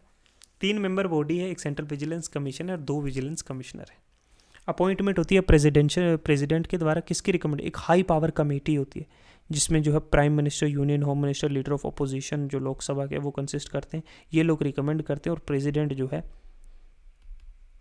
है इन्हें अपॉइंट कर देता है। 3 मेंबर बॉडी है सीवीसी, सेंट्रल विजिलेंस कमीशन, एक स्टैट्यूटरी बॉडी है, इतना याद रखना है। क्या काम है, सुपरवाइज करती है, विजिलेंस मतलब देख रेख करती है, सेंट्रल मिनिस्ट्रीज, डिपार्टमेंट, ऑर्गेनाइजेशन के ऊपर नज़र रखती है, इंक्वायरीज कंडक्ट करती है। कोई भी कंप्लेंट अगर लोकपाल के द्वारा हो, लोकपाल रेफर करेगा कोई कंप्लेंट, ठीक है। ओवरसी कर दिया फंक्शन जो है दिल्ली सीबीआई के जो है ओवरसीज फंक्शनिंग जो है दिल्ली जो है स्पेशल पुलिस एस्टेब्लिशमेंट सीबीआई को, ठीक है, इन्वेस्टिगेटिंग जो है करप्शन या रिलेटेड ऑफेंसेस। ओके, तो ये था। फिर है लॉ कमीशन। लॉ कमीशन क्या है, देखो लॉ कमीशन ने जो प्रेसिडेंट ने अप्रूव किया है, प्रेसिडेंट जो है अप्रूव किया कि कॉन्स्टिट्यूशन जो है 23rd जो है लॉ कमीशन 3 साल के लिए 1 सितंबर 2024 से लेकर 31 सितंबर 2027 तक जो है। अब क्या है 23rd लॉ कमीशन क्या है कि रिव्यू करने के लिए मैंडेट करता है कि वो रिकमेंड करे कौन से लीगल रिफॉर्म्स की ज़रूरत है इंडिया के लीगल सिस्टम को और बेहतरीन बनाने के लिए। इसमें एक फुल टाइम एक चेयरपर्सन होगा, 4 मेंबर होंगे और कुछ एडिशनल एक्स ऑफिसर और कुछ पार्ट टाइम मेंबर्स होंगे। कि किस तरीके से इंडियन लॉज को और एफिशिएंट बनाया जा सकता है, सिटीजन सेंट्रिक बनाया जा सकता है, इसमें कौन से फ्लॉज हैं, गलतियां हैं, उनको निकाला जा सकता है, कौन सी चीज़ें और ऐड करके इसको और एफिशिएंट बनाया जा सकता है, उसके लिए लॉ कमीशन पहली बार कॉन्स्टिट्यूट की गई थी 1834 में गवर्नर जनरल के द्वारा, अंडर जो चार्टर इंडिया एक्ट 1833 है। इसको लॉर्ड मैकेले ने जो है वो हेड किया था। पहली law commission of Indian independence जो है वो इस्टेब्लिश की गई 1955 में, और उसको चेयर किया था एमसी जो है सेतलवद ने। ये एक नॉन स्टैट्यूटरी बॉडी है जो है नोटिफिकेशन पे जो मिनिस्ट्री ऑफ लॉ और जस्टिस के द्वारा नॉमिनेट की जाए। ना ये कॉन्स्टिट्यूशनल बॉडी है, ना ये स्टैट्यूटरी बॉडी है, ठीक है। तो ये एक नॉन स्टैट्यूटरी बॉडी है, कोई एक्ट ऑफ पार्लियामेंट से नहीं बना है, एक नोटिफिकेशन दिया जाता है मिनिस्ट्री ऑफ लॉ और जस्टिस के द्वारा। इसका मकसद क्या है कि लॉज कानूनों में रिफॉर्म किया जाए ताकि मैक्सिमम लोगों को इंसाफ मिल सके, ताकि एक अच्छी गवर्नेंस मुल्क में चलाई जा सके रूल ऑफ लॉ के अंडर, ठीक है। फंक्शन क्या है, कंडक्ट करनी है, रिसर्च प्रोवाइड करनी है, रिकमेंडेशन बेस्ड ऑन जो है TORS। तो नीति आयोग नेक्स्ट चलते हैं। नीति आयोग जो है उसने अपने 10 साल जो अपनी फाउंडेशन के सेलिब्रेट किए हैं। गवर्नमेंट का एक थिंक टैंक है जो 2015 में बना था यूनियन गवर्नमेंट के रेजोल्यूशन पे, जिसने रिप्लेस किया था प्लानिंग कमीशन को। कंपोजिशन चेयरमैन इसका जो है प्राइम मिनिस्टर इंडिया का, एक गवर्निंग काउंसिल है जिसमें प्राइम मिनिस्टर है, चीफ मिनिस्टर है सारे स्टेट के, और यूनियन टेरिटरी जिसके लेजिस्लेचर हैं, जहाँ लेजिस्लेचर है, गवर्नर हैं यूटीज़ के, कुछ एक्स ऑफिसो मेंबर्स भी हैं, वाइस चेयरपर्सन जो है नीति आयोग का जो है, ठीक है, x officio member, full time members हैं NITI Aayog and special InvIT. X officio member में जो 4 मेंबर्स है यूनियन मिनिस्ट्री के, union council of minister nominate जो प्राइम मिनिस्टर के द्वारा किए जाते हैं।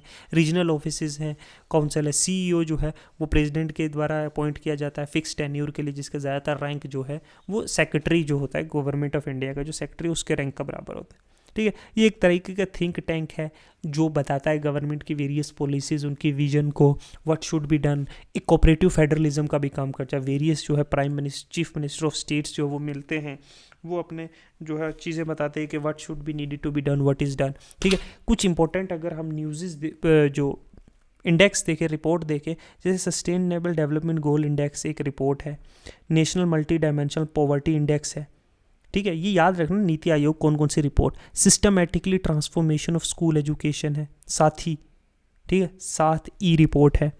फिर है एक्सपोर्ट प्रिपेयर्डनेस इंडेक्स, ये कुछ मल्टीपल रिपोर्ट है, जैसे एक सस्टेनेबल डेवलपमेंट गोल इंडेक्स ये नीति आयोग रिलीज़ करता है। मल्टी डायमेंशनल जो पॉवर्टी इंडेक्स है, अच्छा, फिर साथ ही है, ठीक है।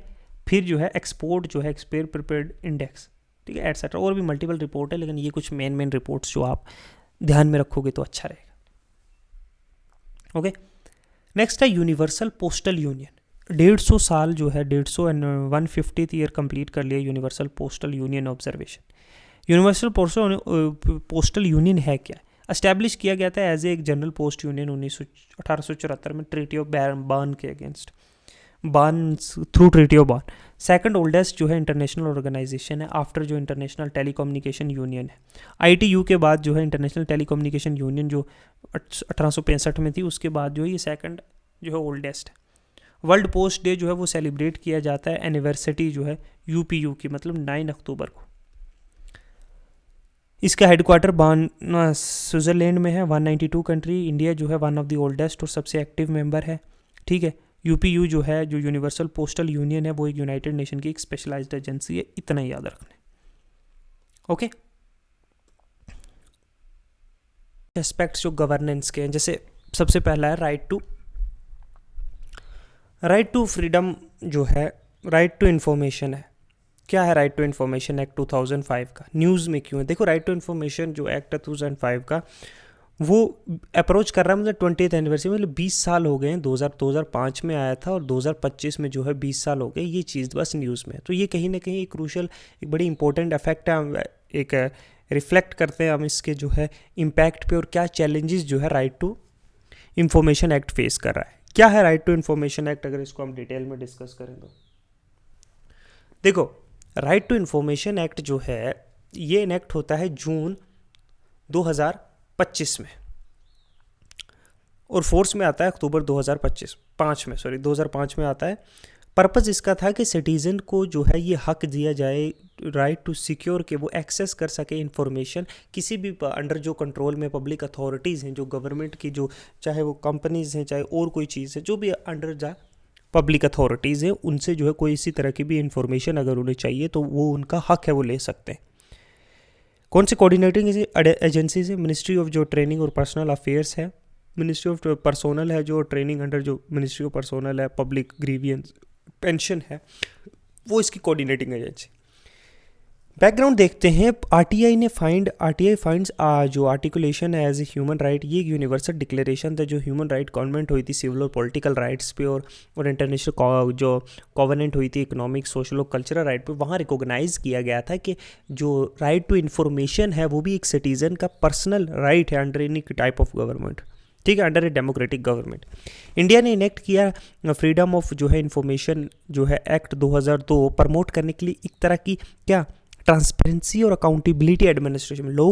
लोगों को की तरफ अकाउंटेबल होने चाहिए ये एडमिनिस्ट्रेटिव लोग, जो एडमिनिस्ट्रेशन जो इस मुल्क को चला रहे हैं, थोड़ी ट्रांसपेरेंसी होनी चाहिए कि क्या हो रहा है बिहाइंड द कर्टेंस। तो 2005 में ये फ्रीडम ऑफ जो इंफॉर्मेशन एक्ट है 2002, उसको रिप्लेस करके राइट टू इंफॉर्मेशन एक्ट 2000 लाया गया। राजनारायण वर्सेस जो उत्तर प्रदेश गवर्नमेंट केस था, सुप्रीम कोर्ट ने ये इस्टेब्लिश किया कि आरटीआई जो है एक फंडामेंटल राइट है आर्टिकल 19 के अंडर। तो राइट टू इंफॉर्मेशन जो है, राइट टू इंफॉर्मेशन एक तरह का फंडामेंटल राइट है, किसके अंडर? आर्टिकल 19 के अंदर। याद रखना, ये चीज़ याद रखना बस यहाँ से। कब आया? 2005 में। किस चीज़ को रिप्लेस किया? फ्रीडम ऑफ इंफॉर्मेशन एक्ट को। कुछ की प्रोविजंस देखते हैं। इंस्टीट्यूशनल फ्रेमवर्क, सेंट्रल और स्टेट कमीशंस जो है वो बनाई जाएंगी जो इसको इम्प्लीमेंट करेंगी और एड्रेस करेंगी जो appeals regarding non disclosure of information. अब सेंटर जो इंफॉर्मेशन कमिश्नर के जो मेंबर्स हैं उसमें वन चीफ इंफॉर्मेशन कमिश्नर होते हैं, और बाकी जो इंफॉर्मेशन कमिश्नर होते हैं 10 से ज़्यादा नहीं होने चाहिए। जो चीफ इंफॉर्मेशन कमिश्नर और इंफॉर्मेशन कमिश्नर की जो अपॉइंटमेंट है वो प्रेसिडेंट के द्वारा की जाती है। एक कमेटी, एक हाई पावर कमेटी होती है, वो रिकमेंड करती है कि किसको अपॉइंट करना है। उस कमेटी में जो है प्राइम मिनिस्टर होता है, लीडर ऑफ अपोजिशन होता है लोकसभा का, और यूनियन कैबिनेट जो है मिनिस्टर होता है जो प्रेसिडेंट के द्वारा अपॉइंट किया जाता है। सीआईसी और आईसी का जो टेन्यूर है वो 3 साल का होता है। जो सेंट्रल पब्लिक इंफॉर्मेशन जो स्टेट के सेंट्रल पब्लिक इंफॉर्मेशन कमिश्नरी या फिर कमीशन या जो स्टेट के जो ऑफिसर्स होते हैं, स्टेट पब्लिक इंफॉर्मेशन ऑफिसर्स होते हैं, in every public authority, her public authority में वो प्रोवाइड करेंगे इन्फॉर्मेशन पर्सन को। अगर कोई रिक्वेस्ट करेगा, कोई भी रिक्वेस्ट करेगा कि मुझे ये इन्फॉर्मेशन चाहिए, वो आरटीआई फाइल करेगा तो इन्हें देनी होगी। राइट प्रोवाइडेड, हर सिटीज़न के पास ये हक है कि वो इन्फॉर्मेशन किसी भी पब्लिक अथॉरिटी से रिक्वेस्ट कर सकता है। जैसे हाईवे अथॉरिटी ऑफ इंडिया से रिक्वेस्ट करेगा कि ये रोड्स के द्वारा कि कितना पैसा लगा है इस रोड पे, कितना सैंक्शन हुआ है, कब तक काम चलेगा, मतलब कुछ भी, रेलवे से। ओके, पर्सनल इन्फॉर्मेशन नहीं डिस्क्लोज की जा सकती इसमें। अच्छा, ऑब्लिगेशंस ऑफ जो है जो पीए क्या है? सेक्शन 4 कहती है कि मेंटेन करने रिकॉर्ड प्री एक्टिवली, और डिस्क्लोज करते हैं सर्टन कैटेगरी जो फॉर्मल रिक्वेस्ट पे, ठीक है। अब एप्लीकेबिलिटी, जो पीएस हैं, जो पब्लिक अथॉरिटीज़ हैं, इंक्लूडिंग सारी अथॉरिटीज़, जो बॉडीज़, इंस्टीट्यूशन जो गवर्नमेंट ने इस्टेब्लिश की है अंडर किसी कॉन्स्टिट्यूशन में या किसी भी लॉ के तहत, जो पार्लियामेंट ने या स्टेट लेजिस्लेचर ने या नोटिफिकेशन इशू करके या किसी भी तरह से जो है ऑर्डर जो गवर्नमेंट के द्वारा अप्रोप्रिएटली बनाई गई हैं, वो इट इज़ ऑल्सो, ये वो गवर्नमेंट बॉडीज़ और स्टेट कंट्रोल एंटिटीज़ या एनजीओज भी है इंक्लूड करती है, जिसमें जो है डायरेक्टली या इनडायरेक्टली जो है फाइनेंस जो है वो स्टेट या सेंटर गवर्नमेंट कर रही है। रिसेंटली मद्रास जो हाई कोर्ट ने ये रूल किया है कि कोऑपरेटिव सोसाइटी जो रजिस्टर्ड है तमिलनाडु कोऑपरेटिव सोसाइटी एक्ट के अंदर 1983 आरंट, वो जो है पब्लिक अथॉरिटीज़ नहीं है अंडर सेक्शन 2A और ऑफ आरटीआई एक्ट जो है 2005। तो 2019 में सुप्रीम कोर्ट ने ये कहा हेल्ड कि द ऑफिस ऑफ जो चीफ जस्टिस ऑफ इंडिया है वो भी एक पब्लिक अथॉरिटी है, तो आप इंफॉर्मेशन जो है वहाँ से भी ले सकते हो। नॉट द सेंसिटिव और personal information about anyone, but जो पब्लिक डोमेन में लाई जा सकती है। एक्सेप्शन क्या है डिस्क्लोजर से? सेक्शन 8 क्या कहता है कि सर्टन बहुत सारी इन्फॉर्मेशन जो है, सर्टन इन्फॉर्मेशन कुछ जो है वो डिस्क्लोजर नहीं की जा सकती। हम आगे देखेंगे वो कौन सी।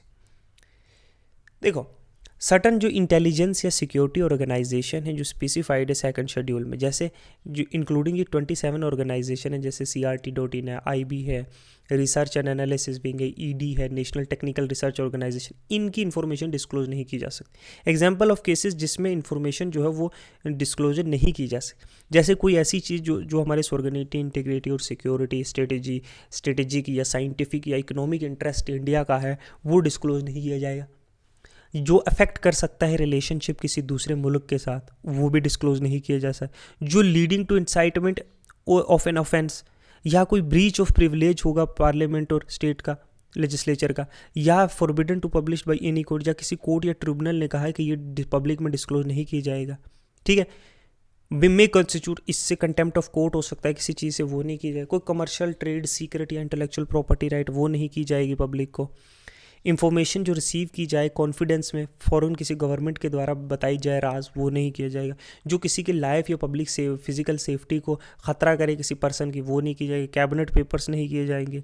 इन्वेडिव जो है इम्पीड्स जो इन्वेस्टिगेशन है या प्रोसेस है या एप्रीहेंशन या प्रोसिक्यूशन है कोई ऑफेंडर्स का, या रिलेटेड टू कोई भी पर्सनल इन्फॉर्मेशन है, वो भी नहीं। आप ये थोड़ी RTI फाइल करके किसी का आधार नंबर और उसकी जो है डिटेल्स निकलवा सकोगे, उसका एड्रेस नहीं। जुरिस्डिक्शन क्या है, लोअर कोर्ट्स जो है इससे बाहर की गई हैं फॉर एंटरटेनिंग कोई भी सूट या एप्लीकेशन RTI के रिलेटेड। होएवर जो रिट जुरिस्डिक्शन है सुप्रीम कोर्ट और हाई कोर्ट के अंडर आर्टिकल 32, 225 वो भी रिमेन रहती है अनअफेक्टेड, ठीक है। कुछ बाकी की प्रोविजन, पेनल्टी है इन केस अगर कोई जो है इंफॉर्मेशन जो है टाइम पे नहीं देगा या गलत देगा या इनकम्प्लीट देगा, तो उसके लिए पेनल्टी भी है। Time frame for provided within 30 days request के फॉर मैटर जो कंसर्निंग लाइफ और लिबर्टी, ये must provide 48 hour, within 48 hours. कोई लाइफ और लिबर्टी का मैटर है तो 48 घंटे के अंदर, नहीं तो विद इन 30 डेज की रिक्वेस्ट। अब अपील, सिटीजन अपील कर सकता है अगेंस्ट कोई भी डिसीजन जो है पब्लिक अथॉरिटी का, जो PIOs है, पब्लिक इंफॉर्मेशन जो ऑफिसर्स हैं, उनके खिलाफ जो है अब जो है अपील भी कर सकता है अगर उनकी रिक्वेस्ट जो नहीं मानी जाएगी, डिनाई की जाएगी या इनएडुकेटली पूरी तरीके से एड्रेस नहीं की जाएगी। RTI एक्ट को अमेंड किया गया था 2019 में, इसको मॉडिफाई किया, इसके टर्म्स कंडीशन जो एम्प्लॉयमेंट है इंफॉर्मेशनल कमिश्नर के जो सेंट्रल स्टेट के, ये एम्पावर करता है सेंट्रल गवर्नमेंट को कि वो कितना उसकी टर्म होगी, सैलरी अलाउंस जो है और बाकी जो टर्म्स ऑफ जो है सर्विसेज हैं चीफ इंफॉर्मेशन कमिश्नर और इंफॉर्मेशन कमिश्नर के जो सेंट्रल स्टेट लेवल के, वो सेंट्रल गवर्नमेंट डिसाइड करेगी कि कितनी सैलरी मिलेगा, कितने साल टर्म्स रहेगा, कितना अलाउंस मिलेगा, बाकी भी जो कंडीशन है। जो digital personal data protection bill है जो हमने पढ़ा था पिछली क्लासेस में, उसने अमेंड किया है सेक्शन जो है 8 क्लॉज 1 सब क्लॉज J जो है RTI लॉ का, जो एग्जाम्प्ट करता है कि जितनी भी ऑल पर्सनल इंफॉर्मेशन जो है, जितनी भी पर्सनल इंफॉर्मेशन हैं, उनमें से कोई भी पब्लिक को जो है डिस्क्लोज नहीं की जा सकती RTI फाइल करके। तो ये था कुछ जो है हमने डिटेल में जो है डिस्कस करने की कोशिश की, जो राइट टू इन्फॉर्मेशन एक्ट था 2005 का, जिसको 20 साल हो जाएंगे 2025 में। नेक्स्ट चलते हैं आधार। रिसेंटली सुप्रीम कोर्ट ने ये ऑब्जर्व किया है कि आधार कार्ड जो है वो उसको यूज़ किया जा सकता है एक एस्टेब्लिश्ड आइडेंटिटी की तरह, मतलब कि आइडेंटिटी कार्ड की तरह कि तुम कौन। इसको जो है इसको एक अथॉरिटेटिव प्रूफ जो है डेट ऑफ बर्थ का प्रूफ नहीं किया जा सकता। As a date of birth का प्रूफ कि मैं इसी दिन पे पैदा हुआ हूँ, ये देखो मेरे आधार कार्ड पे लिखा है 4/9/1997, ऐसा नहीं किया जा सकता, ये माना नहीं जाएगा। ये सिर्फ एक आइडेंटिटी कार्ड की तरह है कि तुम कौन। आधार कार्ड की क्या फीचर है, इस पे 12 डिजिट एक यूनिक आइडेंटिफिकेशन नंबर होता है, और कोई भी रेजिडेंस का जो है no resident can have duplicate number नहीं हो सकता, क्योंकि ये लिंक होता है इंडिविजुअल के बायोमेट्रिक से, उसके जो है फिंगरप्रिंटिंग से, उसके प्रिंट से। ये इशू किया जाता है जो unique identification authority of India उसके द्वारा, और कैन बी डीएक्टिवेटेड या ओमिटेड बाई, और ये UIDAI के द्वारा जो है डीएक्टिवेट किया जा सकता है। रैंडम नंबर देखो, it does not capture detail जैसे caste, religion, income, health, geography जो है, ये ऐसी चीज़ें ये कैप्चर नहीं करता। प्रूफ ऑफ एड्रेस और identity for residents of India, Aadhaar card सिर्फ एक प्रूफ है सिटीजनशिप। आधार कार्ड जो है वो सिटीजनशिप या डोमिसाइल का प्रूफ नहीं। ये नहीं किसी के पास आधार कार्ड है तो वो इंडिया का सिटीजन है या वो फलानी जगह से बिलोंग करता है जो एड्रेस लिखा हुआ। It is merely A proof of identity कि ये बंदे की शक्ल है, ये उसका नाम है। स्केल टेक्नोलॉजी आर्किटेक्चर, जो रेजिडेंट का डाटा है वो स्टोर किया जाएगा सेंट्रली, और authentication can be done online from किसी भी, जो बड़ा सेंट्रली डाटा जो है एक जगह पे जो है इसका डेटा कलेक्ट करके रखा हुआ है इंडिया में, और जो पर्सन है वो कंट्री में कहीं से भी वो एक्सेस कर सकता है। ठीक है। इलेक्ट्रॉनिक जो है इलेक्ट्रॉनिक्स बेनिफिट ट्रांसफर, देखो यूआईडी इनेबल जो बैंक अकाउंट नेटवर्क है वो ऑफर करता है एक सिक्योर और लो कॉस्ट प्लेटफॉर्म जो डायरेक्टली रिमिट करता है बेनिफिट रेजिडेंट्स को।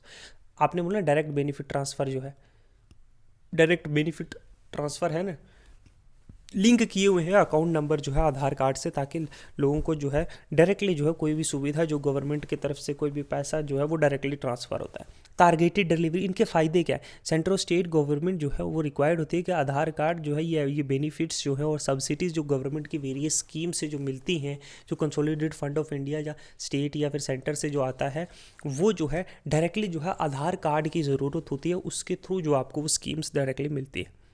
आधार एक्ट 2016 बताया।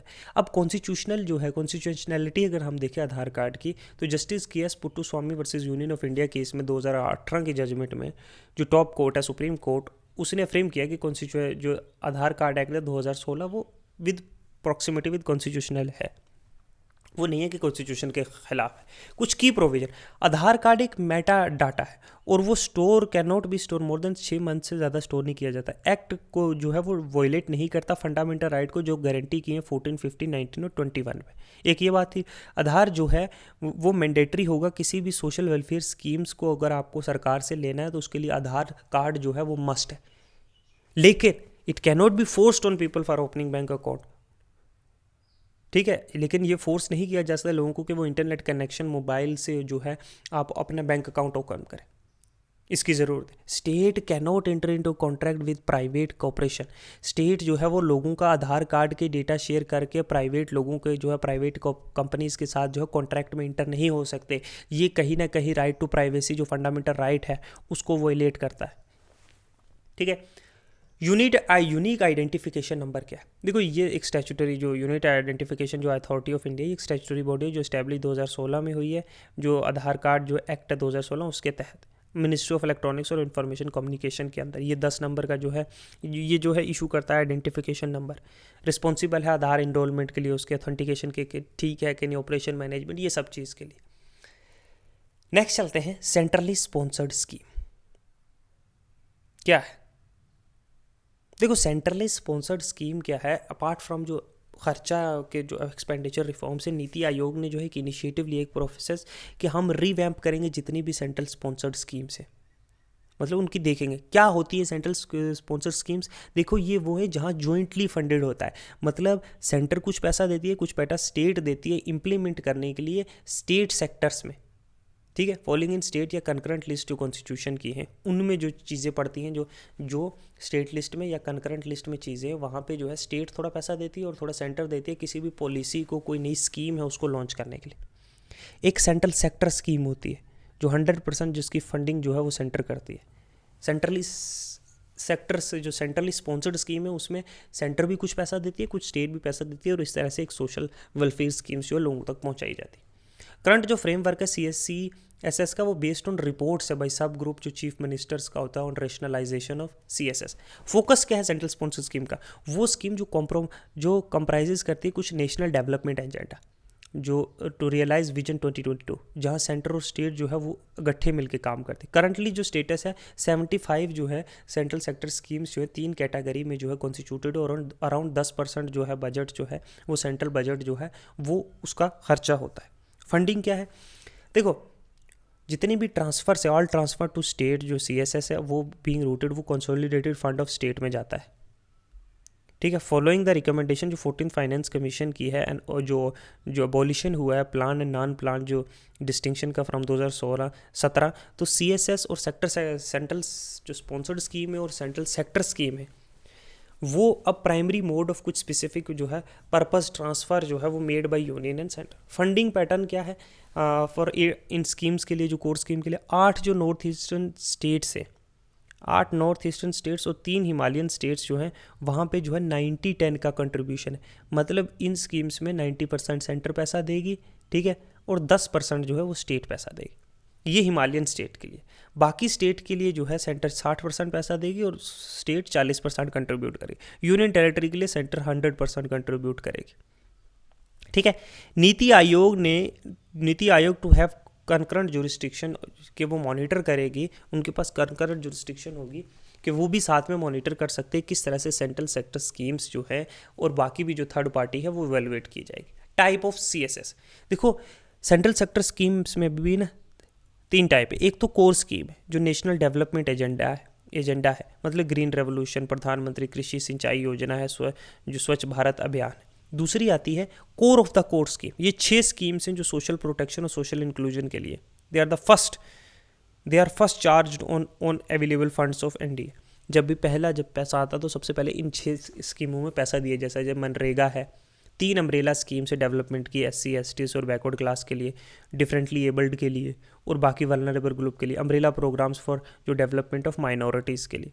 बाकी स्कीम से states are free to choose one of which they wish to implement, funds of these are allocated by ministry. तो ये जो ऑप्शनल स्कीम्स हैं इसमें से जो है स्टेट फ्री है कि कोई भी एक स्कीम चूज़ कर सकती है और फाइनेंस मिनिस्ट्री उसको पैसा देगी। जैसे बॉर्डर एरिया डेवलपमेंट प्रोग्राम है, श्याम प्रसाद मुखर्जी जो है रूरल अर्बन मिशन है, ये है। ठीक है। फिर नेक्स्ट चलते हैं। नेक्स्ट है मिशन कर्मयोगी। रिसेंटली जो है कैपेसिटी बिल्डिंग कमीशन ने लॉन्च किया था ये 2021 में एज पार्ट जो है नेशनल प्रोग्राम, जिसमें सिविल सर्विसेज की जो है ना, सिविल सर्वेंट्स की सर्विसेज की कैपेसिटी बिल्डिंग मिशन कर्मयोग ने जो है 3 साल पूरे की। इसमें जो है ट्रेन किया जाता है सिविल सर्वेंट्स को। क्या है NPCSCB मिशन कर्मयोग? देखो नेशनल जो मिशन है कैपेसिटी जो है, जो बिल्डिंग का कैपेसिटी जो है सिविल सर्वेंट्स की जो कैपेसिटी बिल्डिंग है, उसका एम है कि एक प्रोफेशनल वेल ट्रेंड और फ्यूचर लुकिंग जो है सिविल सर्विसेज जो है, जो embodied with shared understanding of India का डेवलपमेंट एस्पायरेशन और नेशनल प्रोग्राम एंड क्या इंडियन नेशन की प्रायोरिटीज़ है, किस तरीके से नेशन को डेवलपमेंटल एस्पायरेशंस कैसे हमने फ्यूचर करना, उस तरीके से इन लोगों को जो है इन लोगों को ट्रेन किया जाएगा। ये सारे सिविल सर्वेंट्स को इंक्लूड करता है, इंक्लूडिंग जो कॉन्ट्रैक्चुअल एम्प्लॉयज़ है cross different ministries, department, organisation, जो एजेंसीज है यूनियन गवर्नमेंट्स की। ठीक है। ये कुछ है ट्रेनिंग प्रोग्राम्स है, आप इसको एक बार देख लेना, it's not that much important. ठीक है।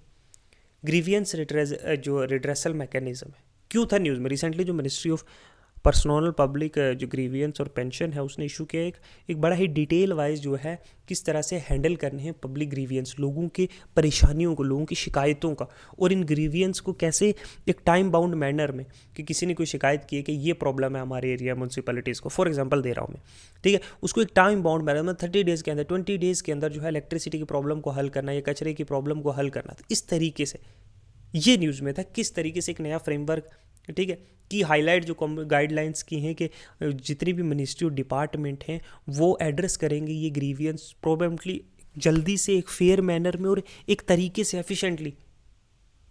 हर मिनिस्ट्री और डिपार्टमेंट को जो है सफिशेंट रिसोर्सेज जो दिए जाएंगे और नॉलेज ऑफ स्कीम होनी चाहिए और एक्टिविटीज सेटअप की जाएंगी। हर मिनिस्ट्री में एक सेल, डेडिकेटेड ग्रीवियंस सेल जो इफेक्टिवली करेगा टाइम बाउंड मैनर में। ये रिड्यूस कर दिया है 21 डेज से, पहले 30 दिन का था कि 30 दिन के अंदर किसी की जो है ये शिकायत को हल करो, अब 21 डेज कर दिया है। तो ये है क्या है, ये डिपार्टमेंट्स जो देख सकते हो पब्लिक ग्रीवियंस का, ये ऐसा कुछ है इसमें नहीं। जन योजना अभियान न्यूज़ में क्या था, मिनिस्ट्री ऑफ जो पंचायत राज है उसने लॉन्च किया है पीपल प्लान्स कैंपेन, मतलब जन योजना अभियान तक प्रिपरेशन करने के लिए कि पंचायत डेवलपमेंट प्लान्स जो हैं 2025-26 के लिए। अब क्या है जन योजना अभियान या पीपल्स प्लान कैंपेन? इसका एम है कि एक्सेलरेट करना है तेज़ी से जो है लोगों की पार्टिसिपेशन, लोगों को जो है लोगों को कामों में प्रोसेस जो तैयारी कैसे पंचायत की जो डेवलपमेंट प्लान है उसको बनाने के लिए लोगों को इन्वॉल्व करना है। ये रोल आउट हुआ है एज ए सबकी योजना सबका विकास। मिनिस्ट्री ऑफ जो पंचायत राज ने 2018 में इसको लॉन्च किया था। 2025-26 का जो प्लान बन रहा है उसके लिए कि लोगों को इन्वॉल्व किया, गवर्नमेंट के जो फ्रंट लाइन वर्कर्स है, जो कम्युनिटी बेस्ड ऑर्गेनाइजेशन जैसे सेल्फ हेल्प ग्रुप्स हैं या बाकी स्टेट होल्डर, उनको जो है इन्वॉल्व किया जाए। जो इलेक्टेड रिप्रेजेंटेटिव्स हैं, जैसे मेंबर्स हैं, जो पंचायत मेंबर्स हैं, जो सरपंच हैं, इन सब लोगों को कंपोनेंट्स ऑफ कंपेन स्ट्रक्चर किए जाएंगे। वार्ड सभा और महिला सभा, ग्राम सभा, ब्लॉक सभा, डिस्ट्रिक्ट सभा, ये और वो प्रिपरेशन करेंगे किस तरह क्या पंचायत की जो डेवलपमेंट प्लान्स है, ब्लॉक पंचायत डेवलपमेंट प्लान्स और डिस्ट्रिक्ट के लेवल पे जो फाइनेंशियल ईयर है 2025-26 के लिए क्या क्या चीज़ें करनी है, क्या रोड्स कैसे बनानी है, या कोई रास्ता है या वेल्स हैं, ये सारी एक्टिविटीज़ मतलब डेवलपमेंट, ओवरऑल डेवलपमेंट के लिए प्लानिंग की जाएगी कि 1 ईयर्स के लिए क्या होगा। तो एक whole the government and whole the society approach.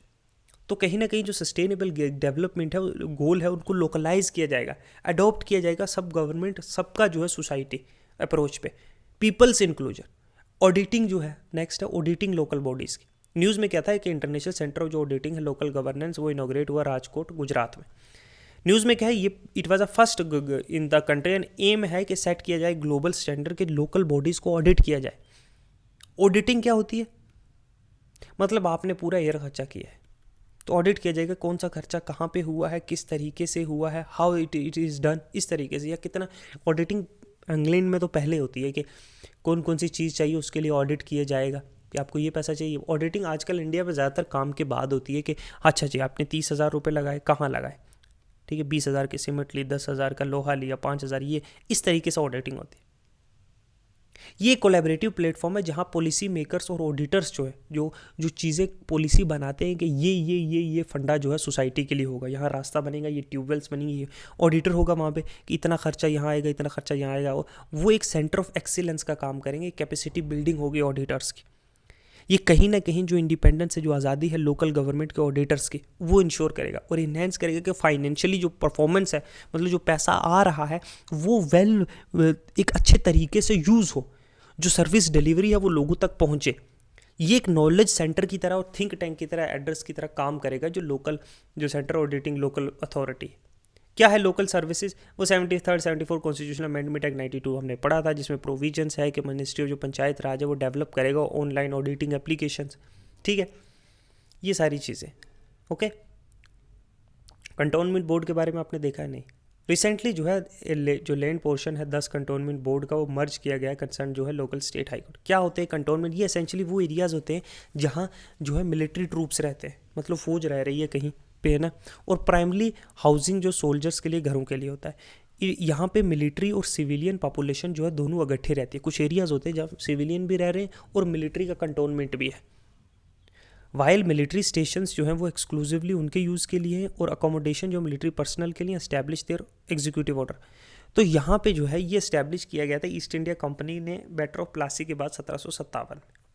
Barrackpore जो है, बाराकपुरा जो कोलकाता का है वो पहला कंटोनमेंट था जो 1765 में इस्टेब्लिश किया गया था। करंटली 61 कंटोनमेंट हैं इंडिया में और 6 जो है इस्टेब्लिश हुए आफ्टर इंडिपेंडेंस। अब एडमिनिस्ट्रेशन कहते हैं लोकल सर्विस जो है, लोकल गवर्नमेंट है, लोकल सेल्फ गवर्नमेंट कंटोनमेंट, ये सब्जेक्ट है यूनियन गवर्नमेंट का। एंट्री 3 ऑफ यूनियन लिस्ट, याद रखना जो लोकल सेल्फ गवर्नमेंट जो कंटोनमेंट बोर्ड्स हैं वो सेंटर के अंदर आते हैं, ठीक है। अब कंटोनमेंट्स जो हैं वो एडमिनिस्टर किए जाते हैं कंटोनमेंट एक्ट 2006 के तहत इन अकॉर्डेंस 74 कॉन्स्टिट्यूशनल अमेंडमेंट।